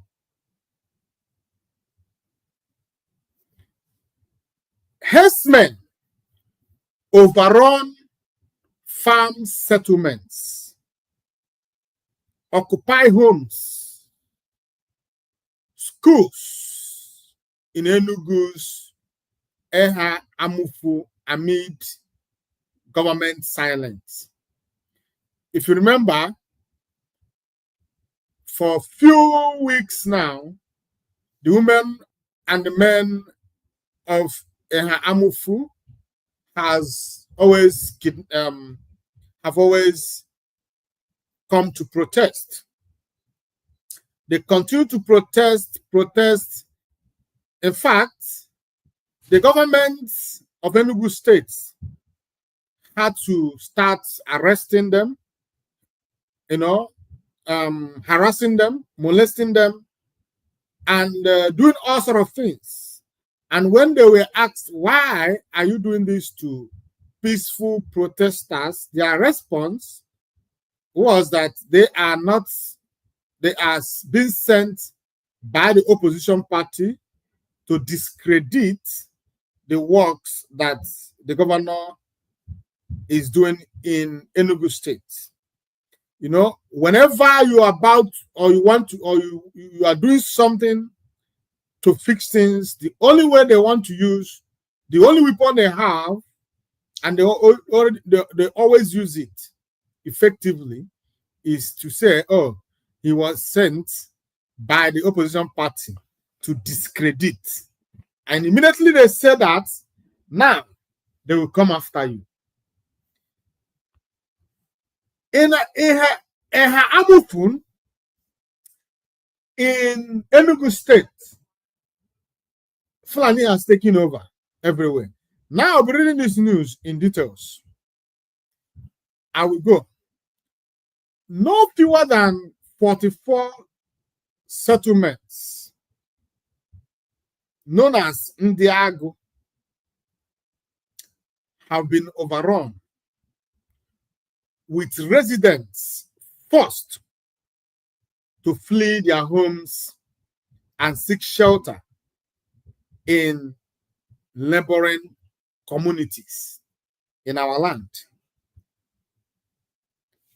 If I tell you now that there is RDP camps in our land, would you agree with me? You may doubt me, say, no, Mazebuchi, there is nothing like that. I'm reading it now. They left their homes and seeking shelter in the neighboring communities. And why they are in those neighboring communities, where do you think they are? Where do you think they will be? In internal displaced people's camp. I'm RDP. IRDP or whatever. That's where they are. Let me continue. A devastating trail of destruction and displacement has been left in the wake of relentless attacks by assailants suspected to be herdsmen on farm settlements in Eha Amufu, Isuzo, local government area of Enugu State. For years, listen, it's not something of yesterday. It has always been going on for years. No fewer than 44 farm settlements, known as Ndiago, have been overrun, with residents forced to flee their homes and seek shelter in neighboring communities. The affected communities include Abo Ishala, Mbuji, Agu Emeda, Eha Ago, and Umuhu.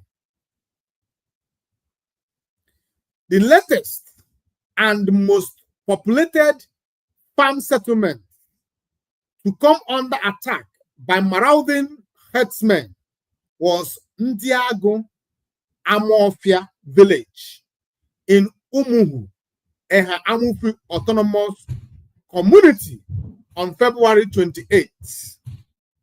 Residents were forced to flee their homes and seek shelter in neighboring communities. In Abo, no fewer than 9 farm settlements were overrun by the militias, who sacked the residents and took over their homes with their families. Did you see that? In Abo, over 9 villages were overrun by these militias, Fulani herdsmen, sacked them and replaced them as these people ran away from their village. The Fulani people took over their homes and filled their villages with their families. And today, if you go to Abo in Enugu State, you will see you will go into a village that is only people you see there are Fulani. Fulani people are now the villagers in those villages. Now, let's hear the names of these villages. Now, the affected settlements in Abo are Ogomungo, 1, Ngene, Abanka, 2, Okum, 3, Agerie, 4, Ezegu Abo, 5, Ashinu 6, Ovukbo 7, Mwede Abo 8, and Ngene Acho 9. Then in Umu Vuov village, 4 fan settlements were sacked. Names: Mwede, Edu, Ndisi or something, and Onu Ashinu. 4 also affected by this Fulani invasion. In Agu Mwede Autonomous Community, 9 farm settlements were overrun and taken over by the assailants. The settlements are Okpoku, Uzo Mu Ado, Odoba, Uzame, Onu Chukwu, Efu Akpa, Ogeri Aba, Okpuru Ugwu, Iyasa, and Ekbakara. Why all these things were happening? They remember they have someone they said is their governor in the name of what is that useless man's name? I don't remember his name. They have a governor, and it's still in all these villages. The reports of this invasion are in the table of the government of Enugu State. And not for once has the government of Enugu State sent delegates to go and see, to go and witness, to go and ascertain the gravity of things on ground. They do not even care on how to return these people back to their villages. They do not want to go there to question the Fulanis that have taken over these villages, and to ask these Fulanis, where did you come from? Are you a village? Are you part of this village? If you are not part of these villages, where are you coming from? You know why they will not do it? Because they are afraid of the Fulanis. Let me say something. It breaks the heart of people like us when we see all these things. And these things shows that if we fail, now, when I see those people who live the Biafran struggle, they should be fighting. They left the things they should be doing and be chasing frivolities. I laugh. They do not understand what is coming to them. It may not happen here while you are still alive, but Chukwu be my witness. By the time you lived and gone,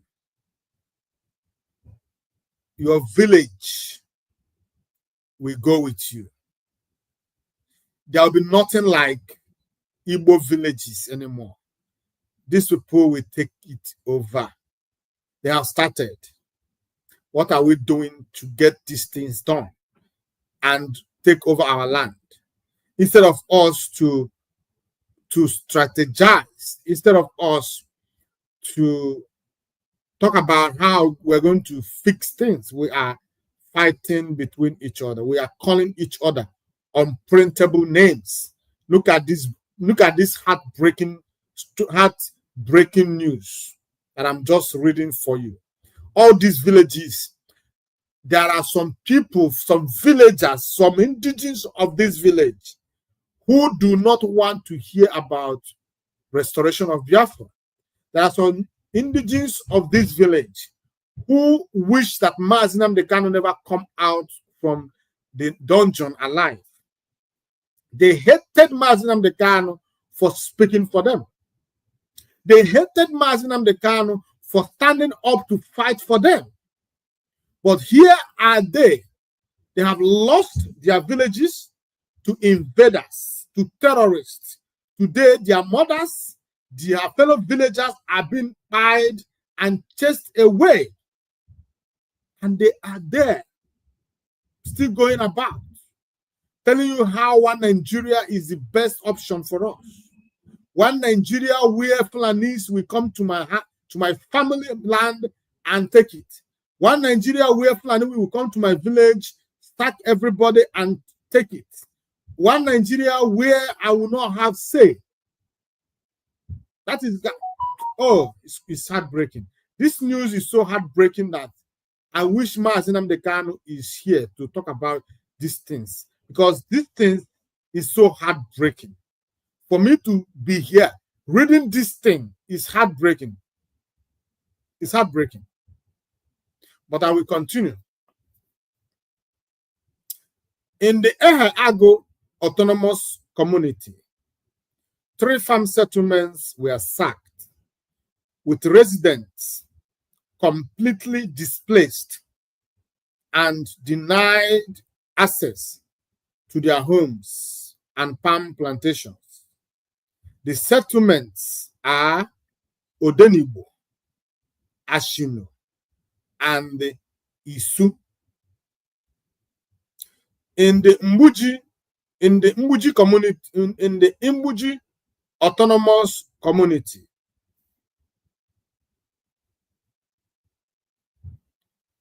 18 farm settlements were sacked, with residents seeking shelter in the Enugu metropolis and with family relations in other safe communities. The community settlements are completely occupied by marauding herdsmen. 18. Let me tell you something. When I say that, you talk about RDP in the north. We have it in the east. We have it in Igbo land. We have Fulanis occupying our villages, Igbo villages. We have Fulanis occupying Igbo villages, and all these people, you said you were elected, all they could go to national, to Senate House to say is how to make Henry Nwosu, immortalize Henry Nwosu for conducting the freest election in Nigeria. Why the villages, their kinsmen, have been, let me tell you something. One man said, when they come for the Jews, I am not a Jew, so it didn't concern me. I said nothing. They came for the union. I said, I'm not a union member. When they have done with all these people, they have come for me. Who will speak for me? Who will stand up for me? You think today you are staying in Abuja, or it has not reached your village. Your village has not experienced invasion. And you think that these people, that their villages are taking over today, are not worthy to be in their villages, or it is their fault that they are found in their location where they are residing.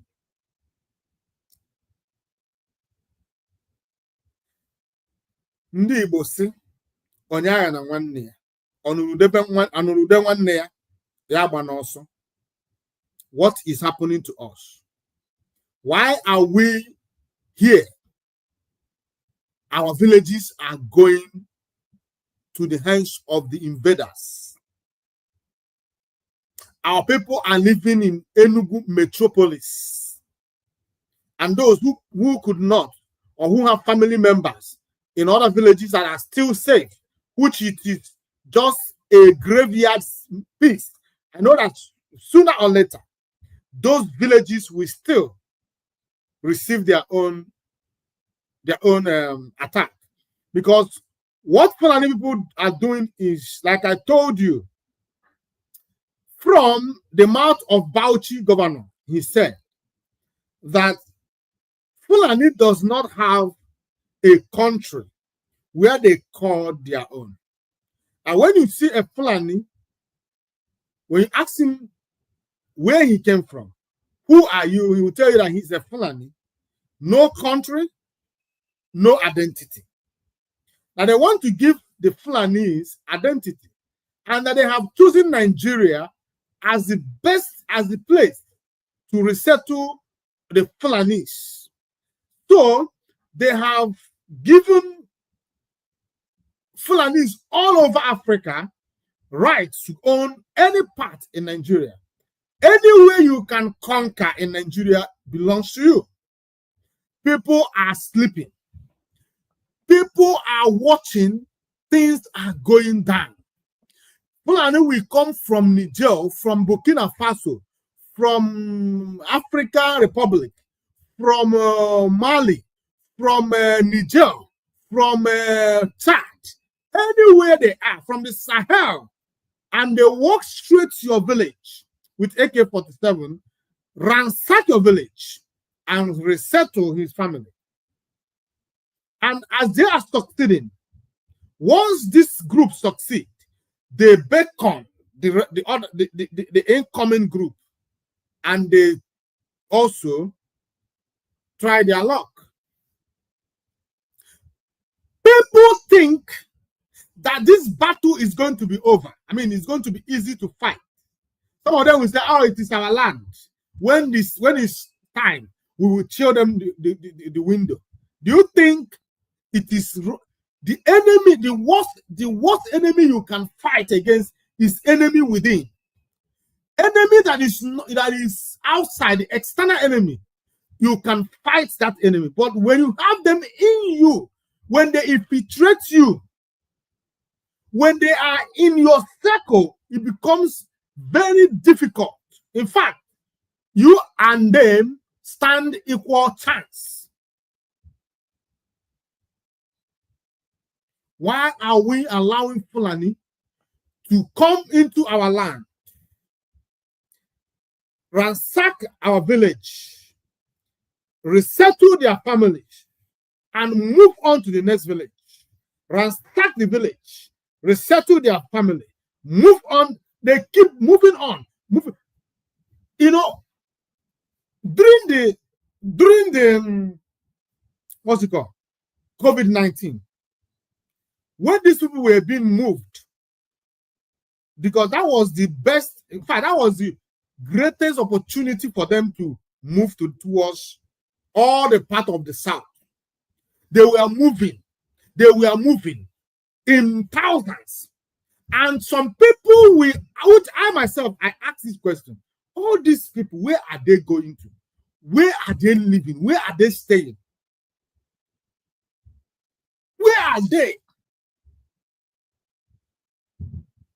Somebody also, I don't know who said it, that all these people have taken strategic positions in our land. Now what they do, what they waiting for, I think a Fulani person or someone said it, what they are waiting for is a signal. When they signal, you move. And people were looking at it, oh, it's going to happen in a kind of simultaneously, where they will do it once when they will give sign or signal, and everybody will move at once. No, this is it.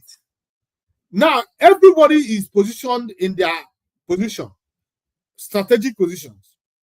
What they do is this: when it's time for you to go, they give you signal, you attack and conquer and take over, and they stay back. This is it. If you count how many villages in this Amu and surrender, you will know that place is completely gone. And as when they are done settling, they keep moving. They keep moving. By the time all the villages are taken, what do you think those in the city can do? City is over now. City cannot, how big is the city? Can you compare the village and the city? How big is the city? How big?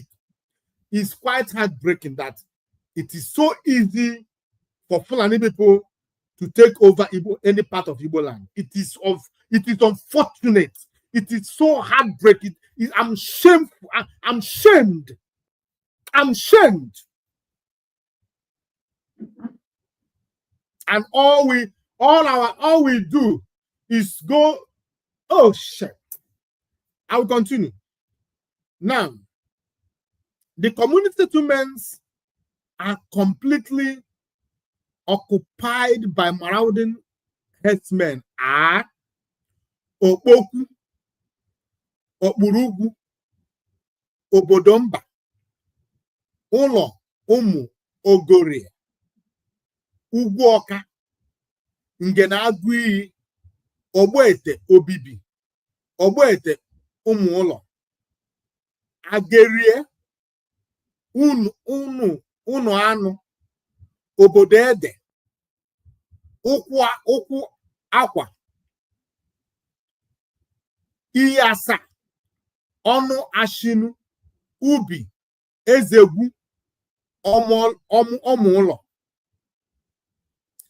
In Umuhu Amufu Autonomous Community, the last farm settlement site is in Diago, Amorphia.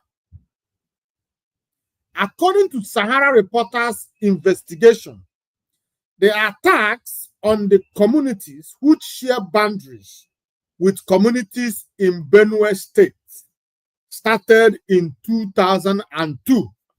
Long. When Mazinam Dekano was still doing One Nigeria. Long.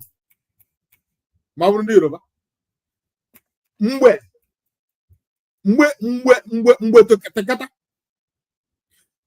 these things, you know, when you talk about these things, some people think, oh, he's been emotional, or rather, he's trying to incite words or incite. Let me tell you something. These people has an age-long template to take over Ali Igbo and the rest of Biafra land. It's age. If you go to back to history, their ancestor, which was Usman Danfodio, he made statements that they must continue to march until they dip their Quran in the Atlantic. I know that the Quran is in the Atlantic already. But the point is this: why would we continue to sleep and slumber? Since 2002, these Igbo communities has been receiving attacks from these people, and political appointments come and go.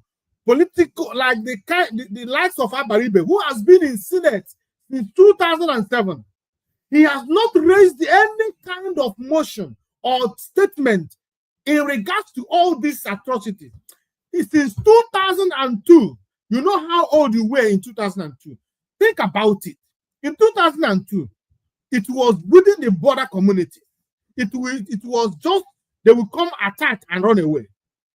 Today, in 2025, they have been taking over hundreds and hundreds of villages. Fast forward this in the next 20 years. We'll have Fulanis villages. The names will be sounding like Dangidi family, Muhammadu Buhari village in Igbo land. We'll hear something like Abubakar village in Igbo land. In the next 20 years, if we did not focus on how to break off, if we do not put it as a point of duty, if we don't see it as a means of drama, if we don't see this agitation, this Biafran cause, as the right thing, the right cause, the noble cause, the only solution to our already threatened existence, in the next 20 years, we'll have names like Muhammad Buhari village. We'll have names like Aboki village. We'll have something like all these Fulani names in our land. It will be there. And by then, only then, those who remain will either submit or to whatever Sharia law they will be coming with. Because a Fulani person cannot live without a Sharia law being administered. Since 2002, this invasion on Igbo community started silently. Nobody were talking about it. Those communities were paying the price. They keep dying. They keep running away. Today, their villages are no more. They don't just invade and go. They invade and occupy. Most of them have lost their villages.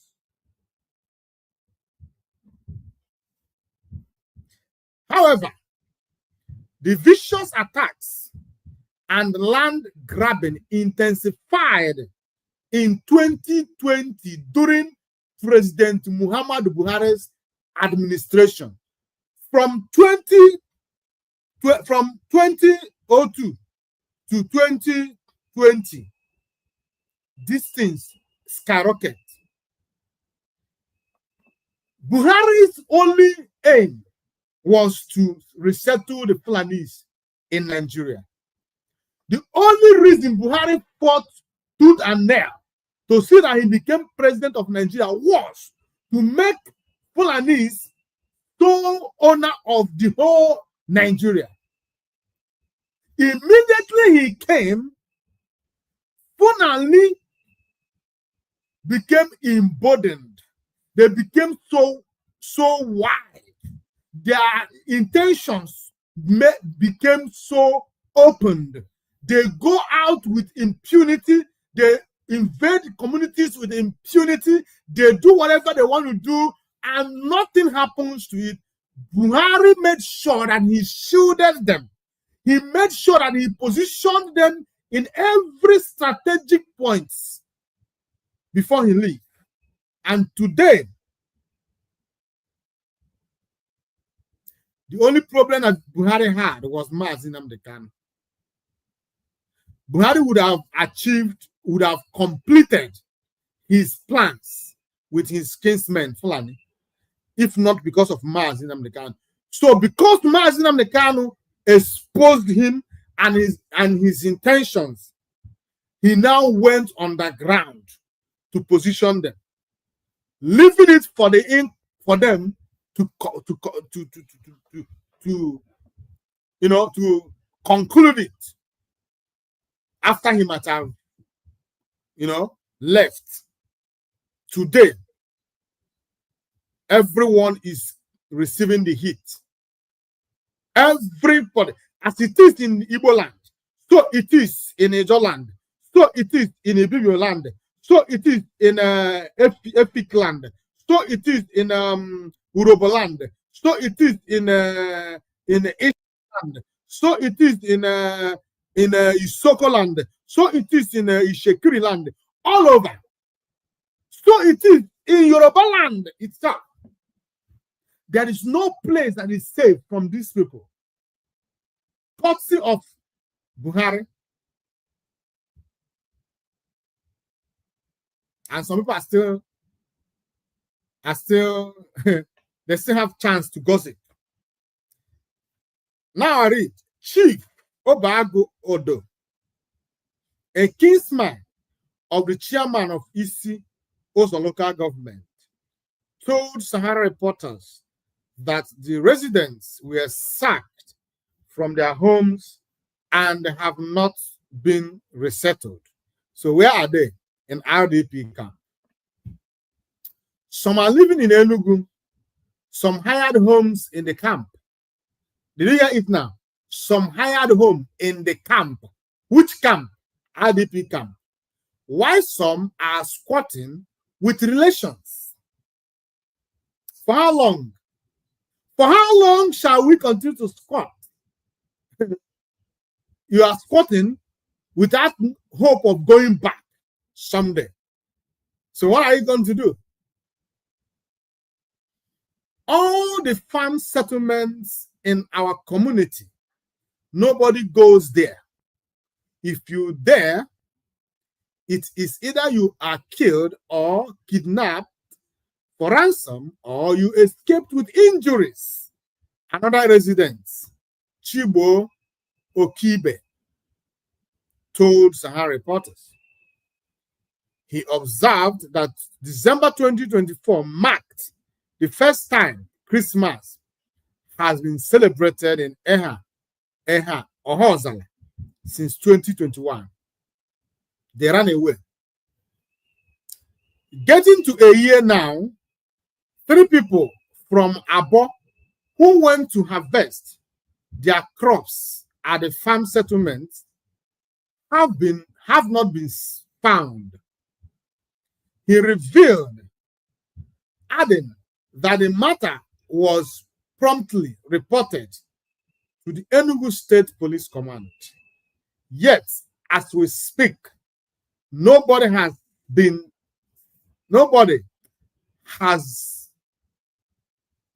held accountable. The herdsmen are currently occupying abandoned homes, and the security agencies are not doing anything to return the people to their homes.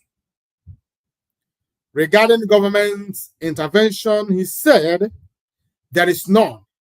There is none. I just said it. There is none. Just like what happened in Uromi. The indigenes of Uromi has been buried in their numbers, and the government did nothing until the youth did what they had to do. And today, the same youth are being held and are going to face a very terrible law repercussion for that.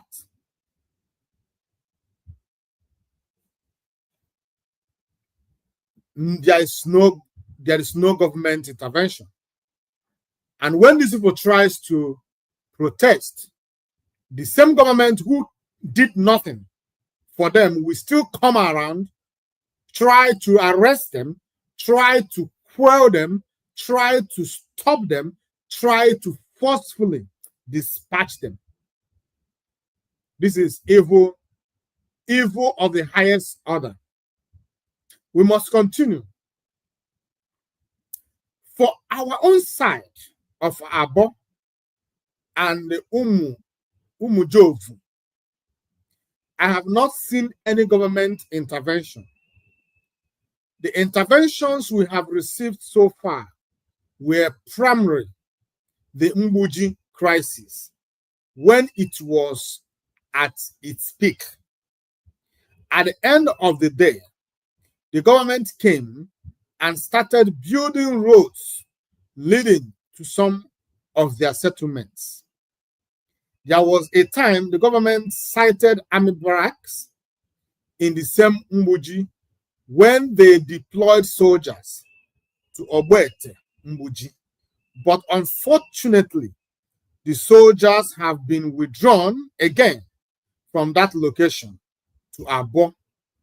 From that location to Abo is very far, Okibe narrated. Yeah, all that came from above. All that came from above. Mba, we are not going to do this anymore. Withdraw these men. These men will have to be withdrawn. And automatically, they have been withdrawn because the security of the state is not even by only, it's just there. It doesn't have much to do when it comes to security. It is from above. They withdraw the soldiers. Why did they withdraw the soldier? That is a question that is left for them to answer. But we must continue. According to him, there is no presence of government in Eha autonomous community, which comprises Abo and Umujov. If you follow that vast portion of land, you will arrive in Benue State. So we only have a boundary with Benue State. I don't know the reason why the Fulani people have refused to go. Instead of leaving that area, they invite more people to come, he said. Didn't I say it? Didn't I say it? I have not read this news. I just saw the headline. I just decided to read it. I have not read, but what I told you now, I said that when this group succeeded, then they call for another group who will come and try their luck to the next village. That is how all these villages and farm settlements were taken over. Not the group that ransacked this village. You will see going, this group has succeeded. They now have a place they can call home now. They now have their own place. So if you want a place, come. Go fight for it. It is a conquest. Total conquest. If it is not conquest, what else? Conquest in 24th, going on in 21st century, where everybody have access to sophisticated weapons, where everybody could go to market, buy AK-47, where everybody could go anywhere, make deals, and have even fighter jets in 21st century, where everybody have access to any kind of weapon to defend themselves. Our people are sleeping, close their eyes, waiting for Nigerian government to save them. Who have Nigerian government saved before? They did not save people of Borno. They could not save people of Katsina. They could not save people in Middle Belt. They could not save anybody in Ondo, in anywhere. Is it you that they will save? The high time people begin to see things the way they are.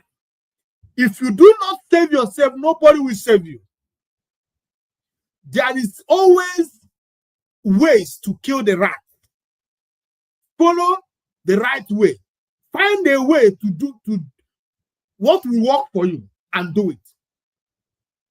Stop coming to social media to expose yourself. Stop coming to social media to disgrace yourself and put your life and your family life in danger. Go and do what you need to do to defend yourself. Take back your communities. You cannot allow people to come from nowhere to take family that has been there for thousands of years. All these families, all these villages, you see, all these farm settlements, you see, they have been occupied by these ancestors of these people for thousands of years. And today you are there moping, filled with fear. Why Fulanis who came from other countries are taking over your villages and resettling? Your ancestors will be turning in their graves. You are here complaining, waiting for a new government to do. Waiting for who? They are in this together. They sold you for a pot of porridge, for political appointments. They signed you away because they want to become governor. They signed that they will never interfere. They will never ask questions why you are being under attack. They signed that they will never say anything. They will never defend you. That is why they are governor today. They signed you off. Just like Tinubu signed Yoruba people, today, Sharia is gradually taking foot in Yoruba land. Governor of Oyo State has welcomed Sharia into Oyo State. And let me tell you, and other states, Yoruba land will follow suit. And by the time they succeeded, you know, in our land today, we have Mustafa Chinedu, we have Ogochukwu, Buhari, we have Amina Chinyere. And the last 20 years ago, it is very, very scarce for you to find an Igbo person bearing Mustafa, bearing Aisha, bearing Amina. It is very, very hard. They can't find it anywhere. Even when they are secretly Muslims, they don't change their names. Today, they are boldly coming on social media to tell you that they are Muslims.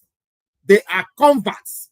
They have, in fact, they boldly include Muslim names in their what's it called? In their names. So think about 50 years from today, or another 20 years from today. So would you have thought that it would be possible for Fulani to come into Igbo land, sack villages, and replace their own people? Would you have thought, if I've said it 20 years ago, you said, "Oh, Mazebuchi, you are being, it's like you are not with your senses." Today it is happening. Today it is happening. So if you think to Islamize the Igbo land is difficult, it's a matter of time. In fact, the Islamization of Igbo will be the simplest, the easiest. It will be the easiest. The only solution for Igbo person is Biafra. If you think that it's only, remember, Igbo man, when something is happening to his Osun or Basare, those who live in abroad, when they hear what is happening, they will say, "Oh, because I will come have family member. Because I have family member, about someone a village. How is the village? Actually, well, how Igbo man for you? That is Igbo man for you." So to Islamize in the Igbo will be so easy. It will be so easy. So if you are not fighting for Biafran, or not part of those asking for Biafra to come, my dear, you are going to partake your general, if not you, people after you. And they will never forget you for that. Just like the outer people will never forgive their ancestors for allowing Fulanis to rule over them. That is how your own offspring will never forgive you for not stopping this incursion, for not stopping this evil going on. Let me continue reading. Lamenting developments, a woman leader, Miss Chinyere Odoebe, said that none of the affected communities knew what to do again. She said, "These are the challenges we have been facing all this while because none of our communities know what to do again. We are not equipped with such weapons they are carrying. So how can we combat people with AK-47 rifles? It is only the hunters and local vigilantes that are securing the community. what they have are then guns. And when the security agencies see you with then guns, you are accused of carrying weapons. But when Fulani headmen attack, you will not see them. That is the you don't need to show what you have. Seriously. You are the village, isn't it? The so-called those people we call security, they are all in this together. The people that sent those Fulanis to come and take over your land are the ones who sent these people you call securities to come and protect make sure that a job is smoothly going on. So if they see you with any kind of weapon, they will all automatically come against you. Because if you have a weapon, how would their foot soldiers take over your land? They know it's not possible. So they are going to do everything necessary to make sure that they water the ground so that when the Fulani terrorists will come, there will be no hiccups. It will just be easy selling into your village and do whatever they want to do. So why would you show them the sons of Eha Amufun and the daughters of Eha Amufun should have mastered a plan to protect their land? That is how it's supposed to be. You master a plan to protect your land. When security men, those terrorist enablers, you call security men, when they are coming, you start your weapons and put it away. You are in the village. You have so many places you can put it and nobody can go there. When immediately they go, you go and pick your weapons to defend your land. Like this woman said, by the time these Fulani men will attack, you will not see these people who doesn't want them to equip themselves. I will continue. Showing Sahara reporters some houses lying desolate that occupants and their family members had been killed. The Odebe lamented. The security agents only surfaced to carry corpses after attack. The dangerous thing is that the Fulani people are planning to come and take over the entire Eha Amufun, especially Agu Maadi.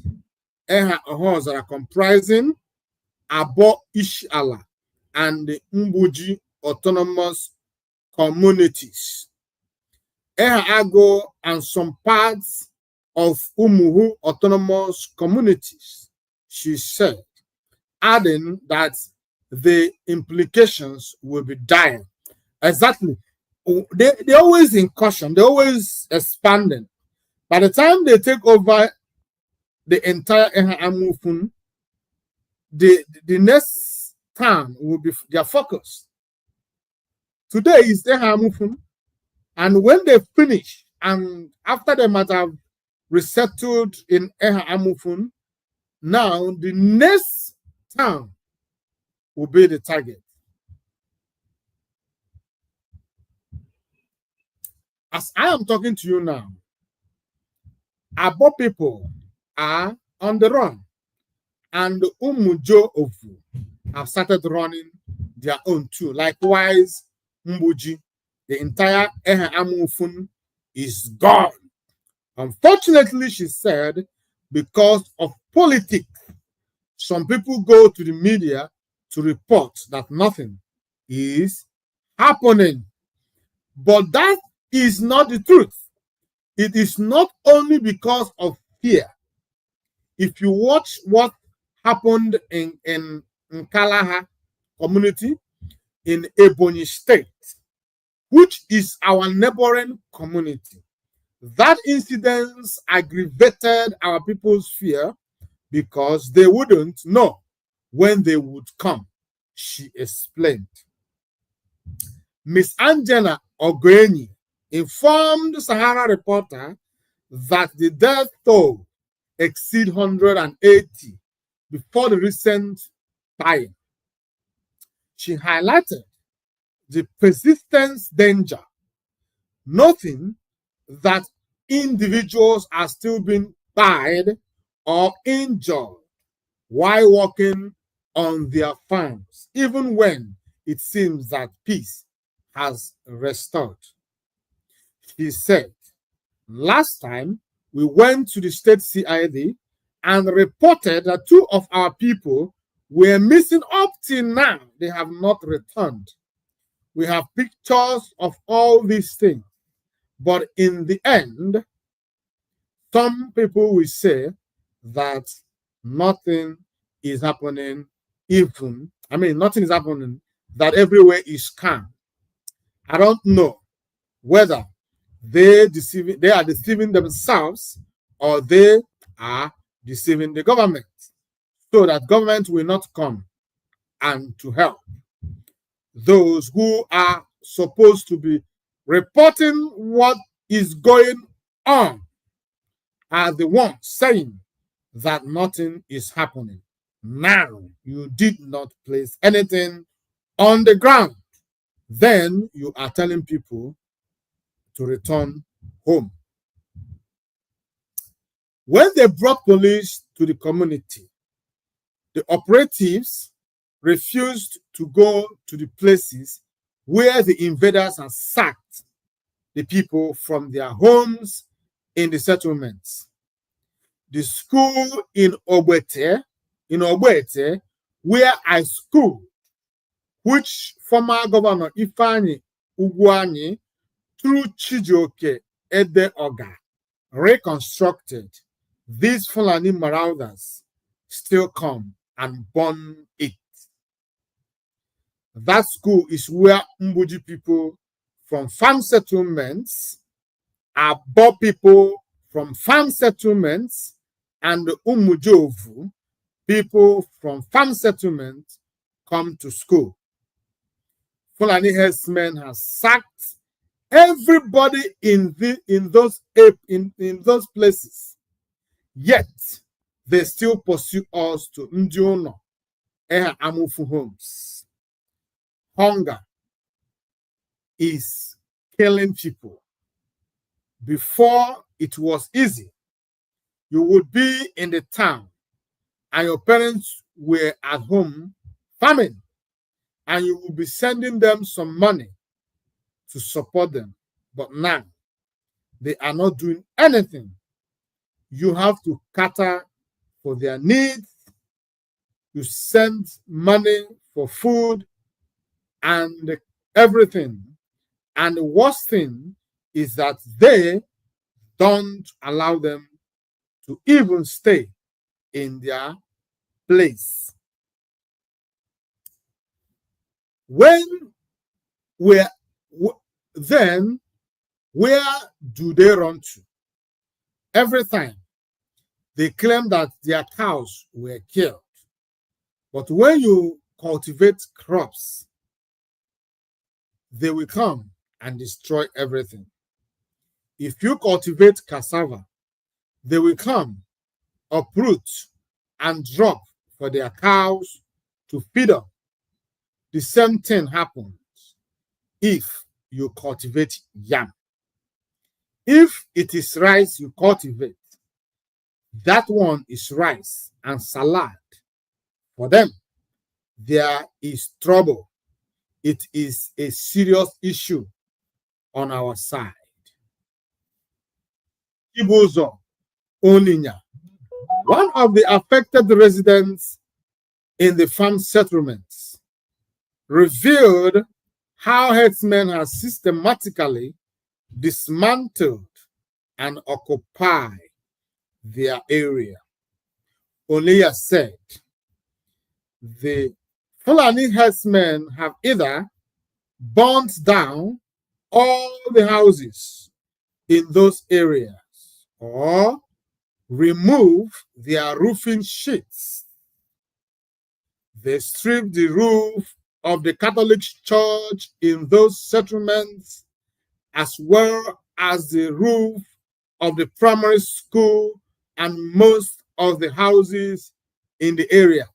This is what is happening in Nigeria, in Igbo land in particular. They are living in some of the houses that they didn't destroy. So the ones they could not destroy, they live there. So their strategy is to ensure that the person didn't come back. Some of our people who gathered the courage to go there saw Fulani women already occupying their homes. And when they told them that the houses belonged to them, those women ran and alerted their men. In seconds, they surrounded our people with AK-47 rifles when we thought that peace had returned. It is the Fulani men that are pursuing people. There is no other thing. I don't know whether it is a planned deal with the Benue people, because I don't know the reason for all these things, because we don't have boundaries with Fulani people. Only the Benue people have boundaries. Benue is gone now. Are you know, anyway, I don't blame her. She's not on the social media. Benue is gone. The Benue people you thought is their own is history now. Benue is a history. Those people you call Benue, they are Fulani people now. There's nothing like Benue people anymore. So don't accuse people who are in the same predicament with you.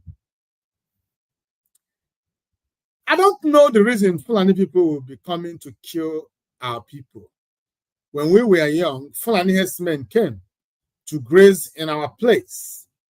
But those ones were peaceful and they didn't destroy people's things. If they met you where you were farming, they would ask for water. If you had, you give them. But I don't know where this crop of Fulani herdsmen came from. Exactly what I was saying before. I was explaining how peaceful they used to be in the past. I was explaining when I was growing up and in the village, few times I've seen these people, few times I've seen them around my village, or anywhere in Nigeria. Then they are not troublesome at all. They make sure that their cows does not destroy anything in your farms. They make sure that they coordinate until they pass through your farm and get to place they want to graze. So this is confirmation that I know what I was talking about. Attempts by Sahara reporters to obtain a response from the Enugu State Police Command regarding the reported sacking of farm settlements in Eha Amufun, the Moraudin herdsmen were unsuccessful. The command spokesperson, SP Daniel Ndukwe, neither answered calls nor responded to a text message seeking his comment. Similarly, the state government remained silent on the incident as efforts to reach Governor Peter Mba were unsuccessful, with his media office declining comments. Now, my people, what I read for you is a report from Sahara reporters. And what you heard now is the situation on ground in Igbo land. It's not in what I was doing is not happening in Middle Belt. or in Yoruba land. It is right there in Igbo land. And this is just these people. If you go to Ebony State, they are battling their own there. People are losing their ancestral homes and ancestral lands to these marauding Fulanis. If you go to Abia State, if you go to Enugu, Imo State, if you go to Anambra State, every part of Igbo land is receiving their own. But the point is that they are still applying silent method. If you remember, according to the information, this crisis, this attack started since 2022. I mean, 2002 in these communities in Ehamufun. They kept silent. They thought that is something that they will use silence to conquer. They made series of peace with these invaders. While they were making peace, the Fulanis were taking over their lands. While they were calling for peace, they were losing ground to Fulanis. Then until 2020, when Buhari took over, the Fulani triggered this tsunami of invasion. And today, all these communities you saw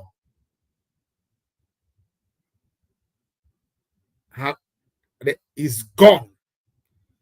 When I say it's gone, it's gone.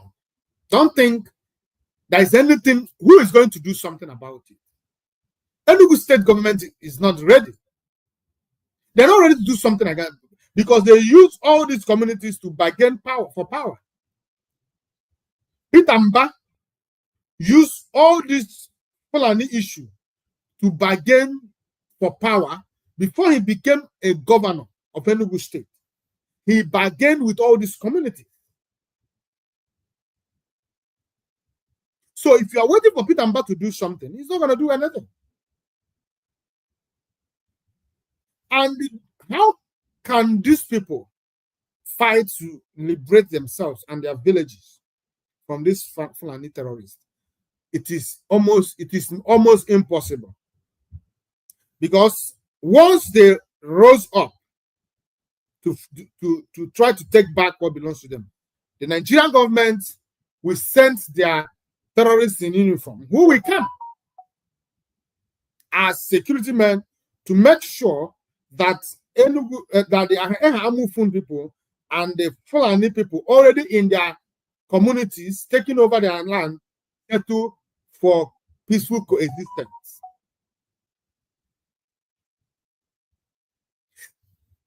They will tell them, no, you can't. If you chase them away, where would they go to? So you have to live with them. Now, there will be a Hamufun Igbo person here. The next neighbor is a Fulani. That's how it will be in the future. And you know what it is? It is over for them. Totally disconquered. They have been conquered. Before you know it, they start to build mosques. Before you know it, they start to forcefully to tell them, oh yeah, when you see a Hamufun child wearing trousers or mini skirt or wearing long hair without covering it to go to social outing, they will accost her. Where are you going? Why are you dressing like this? No, you can't dress like that. They start to tell them Muslim way of life. Before you know it, it's over. So the only solution, when I say it with all finality, the only solution is for Biafra restoration. Is Biafra. That is when all these lost communities will be recovered. That is when all these attacks will stop. That is when there will be security in the borders. They will checkmate the movement of this Fulani into our country. What is Fulani coming to our country to do with cows? It's not possible. That is when they will be saved. So if you are a member an indigenous of these communities, and you have not joined the organization fighting for your freedom, if you are in America, if you are in Nigeria, any part of Nigeria, and you are doing very well, and you think you have something to offer, the floor is open. Come into the fold. You cannot do it alone. This is our battle. We need Biafra. When we are together, when we come together, when we assembled both our resources, our finance, our intelligence, our whatever, when we bring them together, we can be able to move this this mission or vision further, and then we succeed. Without that, if you think that you're going to get anything out of it, I don't see. I wish you what you wish yourself anyway. I wish you what you wish yourself. I wish you what you wish yourself. Now, I've just touched about these things, and there is other videos I wanted to play, but this I think I don't have enough. I don't have enough time to play that video. It's a different topic a different video entirely, which I don't think it is necessary. It is going to be possible. So, if you think what is happening, if you think what is happening in our villages is not happening in our towns, I want to bust your bubbles. I have a video I want to play. Let me play this video, then we call it a day, because as usual,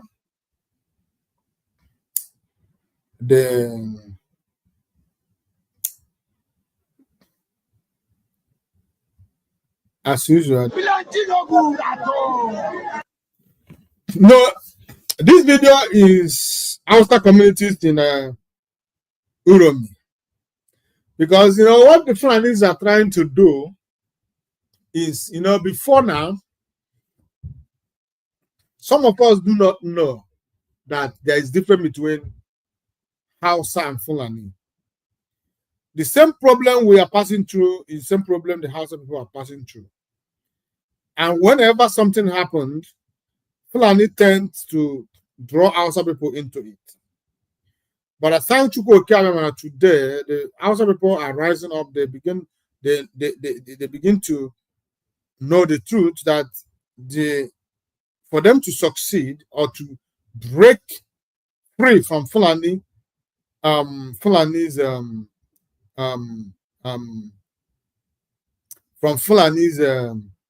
slavery, they need to work with the people who are actually closer to them more than the Fulani people. So now, while the propaganda is going on, they are going to deal with the South. The Hausa people are going to. The Hausa community in Edo State had this to say. They have this to say.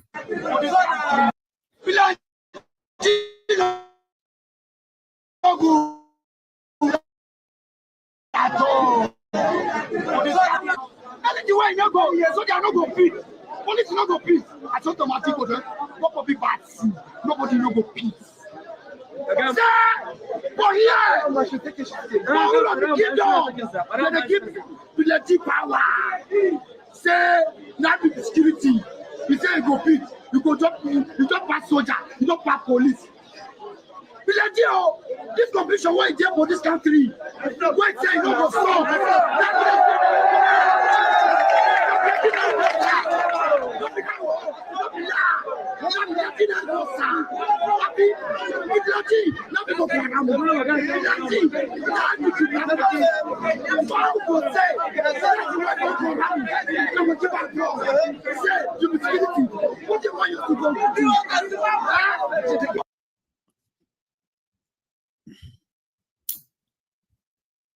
I know you might not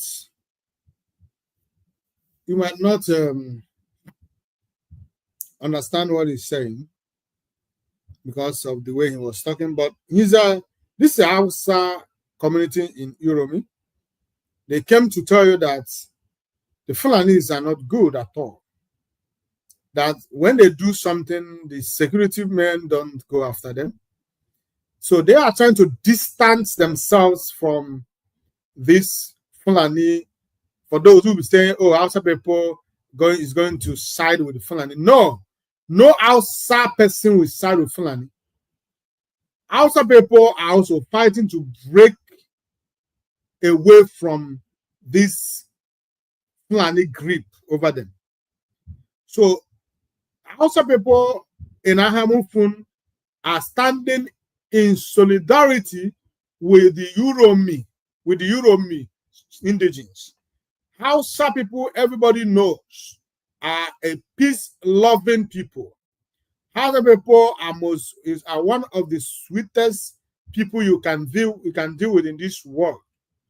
But the Fulanis brought a lot of bad names to Hausa people, which today the Hausa people are trying to fight off. They are trying to tell the world that they are also in trouble. They need help. They want people to come for their help to save them from the Fulani pillaging, from the Fulani menace. So the Hausa community here says that they are not in support of Fulani, that Fulani are not good. Every one of them you see here have lost his or her loved ones to Fulani terrorists in their back in the north. Some of them you see here. So for you who are saying, oh, in the north, no, nothing is going to happen in the north. Nothing is going to happen. And if anything happens, you have to stand up to defend yourself. Time to those days, you run away from this Fulani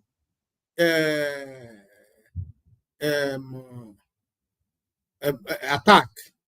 It's over. It's over.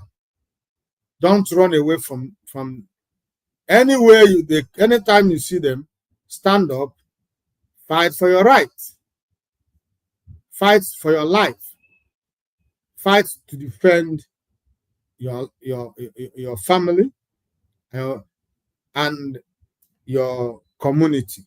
Now, this is a video. Someone made this video. This one is in Igbo land. Nama.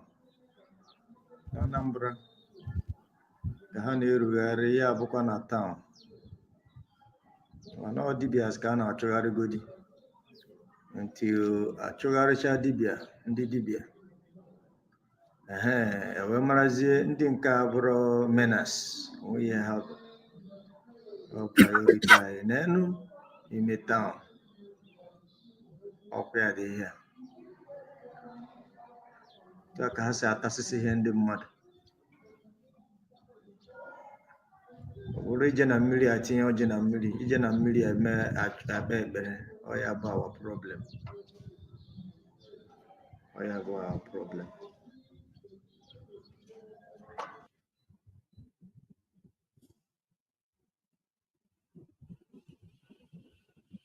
Now, fellow Biafrans, the provocation of the Fulanis is too much. They don't have restriction. If you leave your bedroom open, they will walk their cow through your bedroom. They don't have restriction where they go. Anywhere they face, they go. Whatever that is facing them, they go. They don't care. That is the height of provocation going on in our land. As it is in the village, so it is in the city. Cows everywhere. And what the question you ask yourself, is Nigeria now a cow country? Is Nigeria now a cow country? These cows we see, are they government business or individual business? If you want to do a business, as it is in other part of the world, want to do this livestock business, you go and get, either you rent a land or you buy a land, fence it off, and put your livestock, whatever you are rearing, and you buy those things for them to graze on, or if there is green land in your land, they could be grazing there. You don't put them on the streets, and as they're moving, they keep destroying things. It is unfortunate. But this is not just ordinary, which we all knows. This cow is just undercover. They use it as undercover so that they could be able to achieve. Because without this cow, it would have been more difficult for them to come. But now, with the cover of cows, they are herdsmen. So they come. By the time we know that they are not actually herders, but terrorists, it is almost over for us all.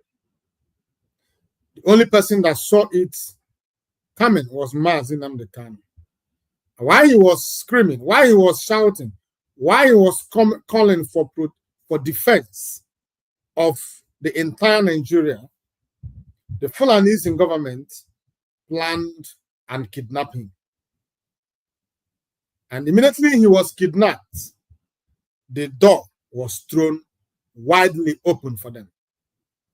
And today, every part of Nigeria are receiving the heat of this Fulani herdsmen.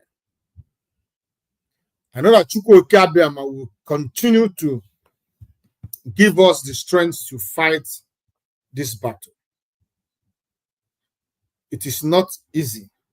Nobody has said it is going to be easy. Everybody knows that this is not just ordinary freedom. It is more than that. It's a survivor of the people. It is a means to stop the full extermination of the people. It's not just ordinary freedom. Oh, we want to be free from government, we want to be free from colonial masters. No.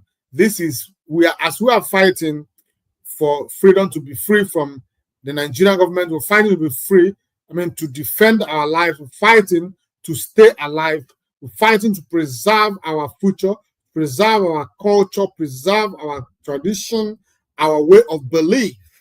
All these things that they are under threats. Everything that has to do with us is under threats. Our entire life is under threats. Our entire existence is under threats. So what we are fighting for is more than mere freedom. We are fighting for survival. And if you have not come to the understanding that it is not about Mazi Nnamdi Kanu, it is not about Mazi Simon Ekpa, it is not about Mazi Onyebuchi. Once you got to this point, your liberation will start. But until then, keep wallowing in your ignorance until Nigeria happens to you. And I want to tell you something. All the people that Nigeria happens to, none of them is alive to tell the story. Go and see. Go and make a research. All the people that Nigeria happens to, they do not have second chance to tell the story. It is always end of the road for them. Don't allow that to happen to you. Join those people who are saying, if we want to be one country, we have to discuss the modality. We have to discuss how that country will be like. If we want to be one country, we have to agree. We have to come down around the table. We have to ask questions. Do we actually want to be one?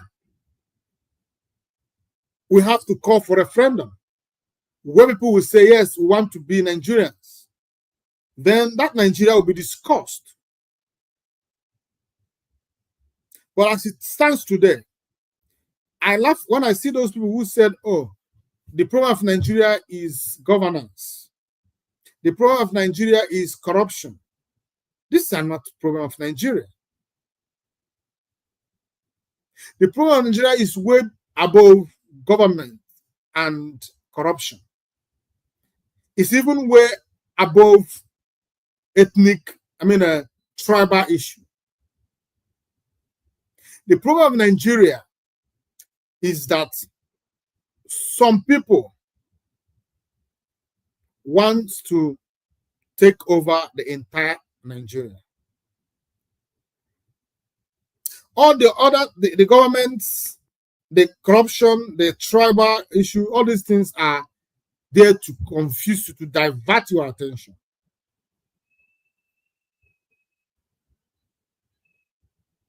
The real thing, the main thing is that a particular group of people, there is an age-long plan to make Nigeria a Fulani settlement, a Fulani country.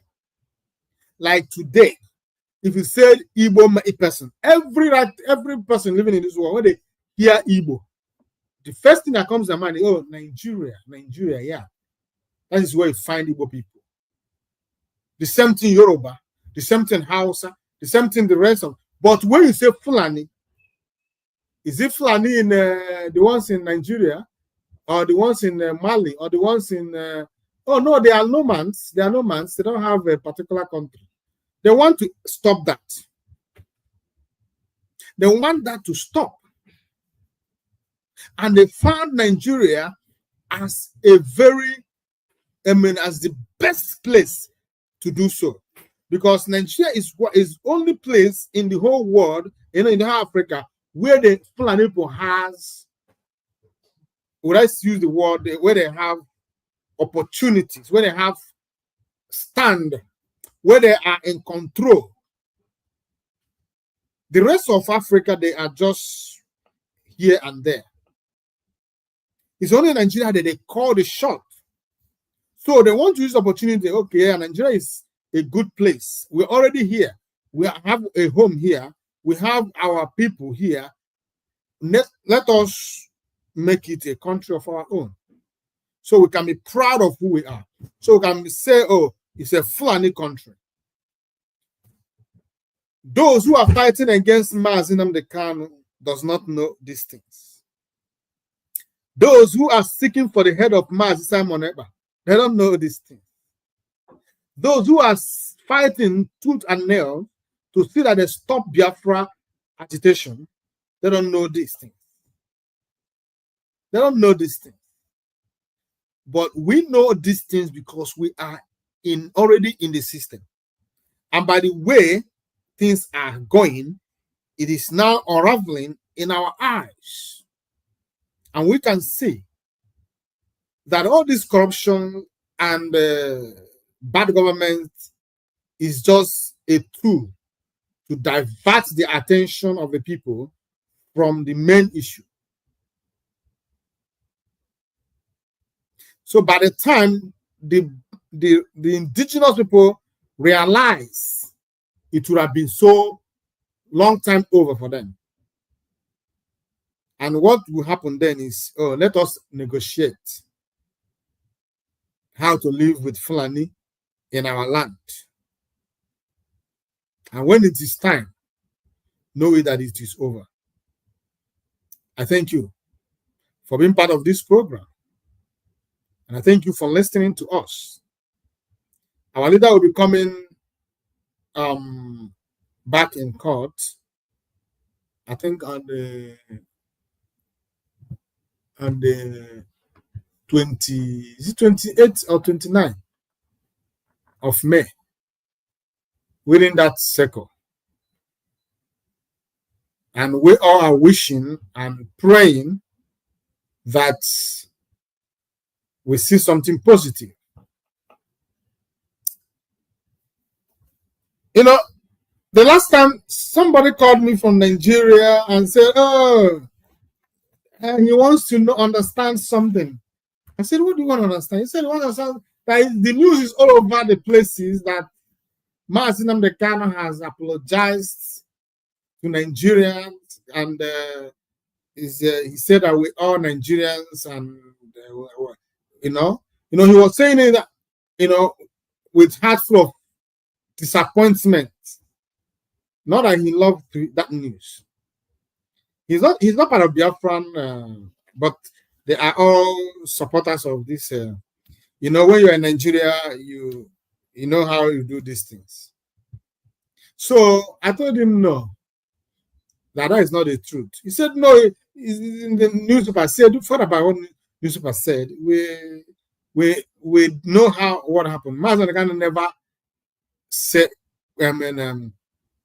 apologize for fighting for Biafra. He didn't apologize that he did something wrong when it comes to Biafra. He only, through the lawyer, apologized for flaring up in court, for losing his composure. You remember, I played the video here. And in return, the Nigerian government also, through the judge, apologized to him for putting him under this terrible situation for this long. So I told him all these things, and I also forwarded to him the news, the rights news, and he was happy. So I just want us to know that Mazi Nnamdi, in case if you are part of the who did not know, or rather who doesn't know the real truth. The truth is that Mazi Nnamdi Kanu, through his lawyer, apologized for losing his composure for making some remarks, and speaking, and how it. So he did not apologize for fighting for Biafra, which he will never. He did not apologize because he's wrong. He's not wrong. If he's wrong, I'm wrong. If Mazi Nnamdi Kanu is wrong, you are wrong. Just as we continue to say we are not terrorists, Nigerian government could do everything they want to do. IPOB is not a terrorist organization. Everybody knows that. That is why in every part of the world where we are giving our rights. We are registered. Where have you seen terrorist groups being registered in any country of the world? No. But as IPOB, we are registered, accepted. We want to host events. The government give us the rights, the opportunity to do so.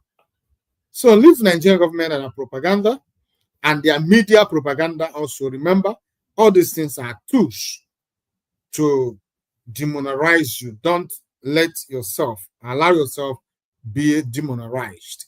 This struggle we are fighting, we are not fighting it for us. I keep saying it. But the only thing we pray for is for us to be alive, to see Biafra. Now, Mazi Nnamdi Kanu said in his prayer that we don't want Biafra behind us. We want Biafra in our front, where we'll be alive to restore Biafra. That is our prayers. That is what we hope for. So I wish you Biafra, as you stayed all this long. For the past 3 hours, I have been here, and you are here with me. May Chukwu Okike Abiyama give you that which you desire, because it is your heart desire. It is because I am speaking, I'm talking about Biafra. That is why you're here, spending your data for this. May Chukwu Abiyama replenish your pockets. May Chukwu Abiyama keep you safe.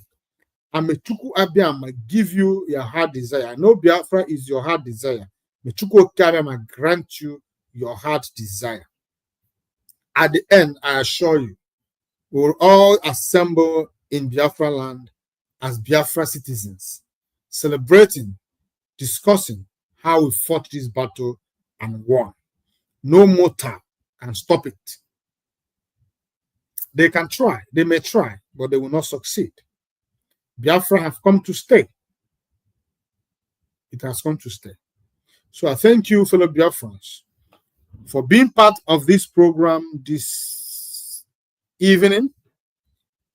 And I pray that next time, when I will be coming back, you will still be around to grace the program.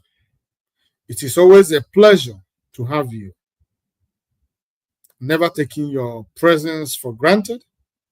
Not today, not tomorrow, not forever. Keep praying for our leader. Keep praying for Mazi Simon Eba. Keep praying for all the agitators, those in jail, those in hospitals, those of us that are here. Pray for us all. We must pray for each other. We need it. Nobody is going to be left behind. We must pray for each and every one of us.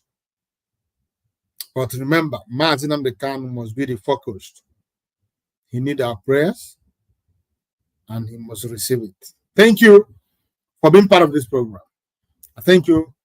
And until I come your way again, fellow Biafrans, from me, from here, good night.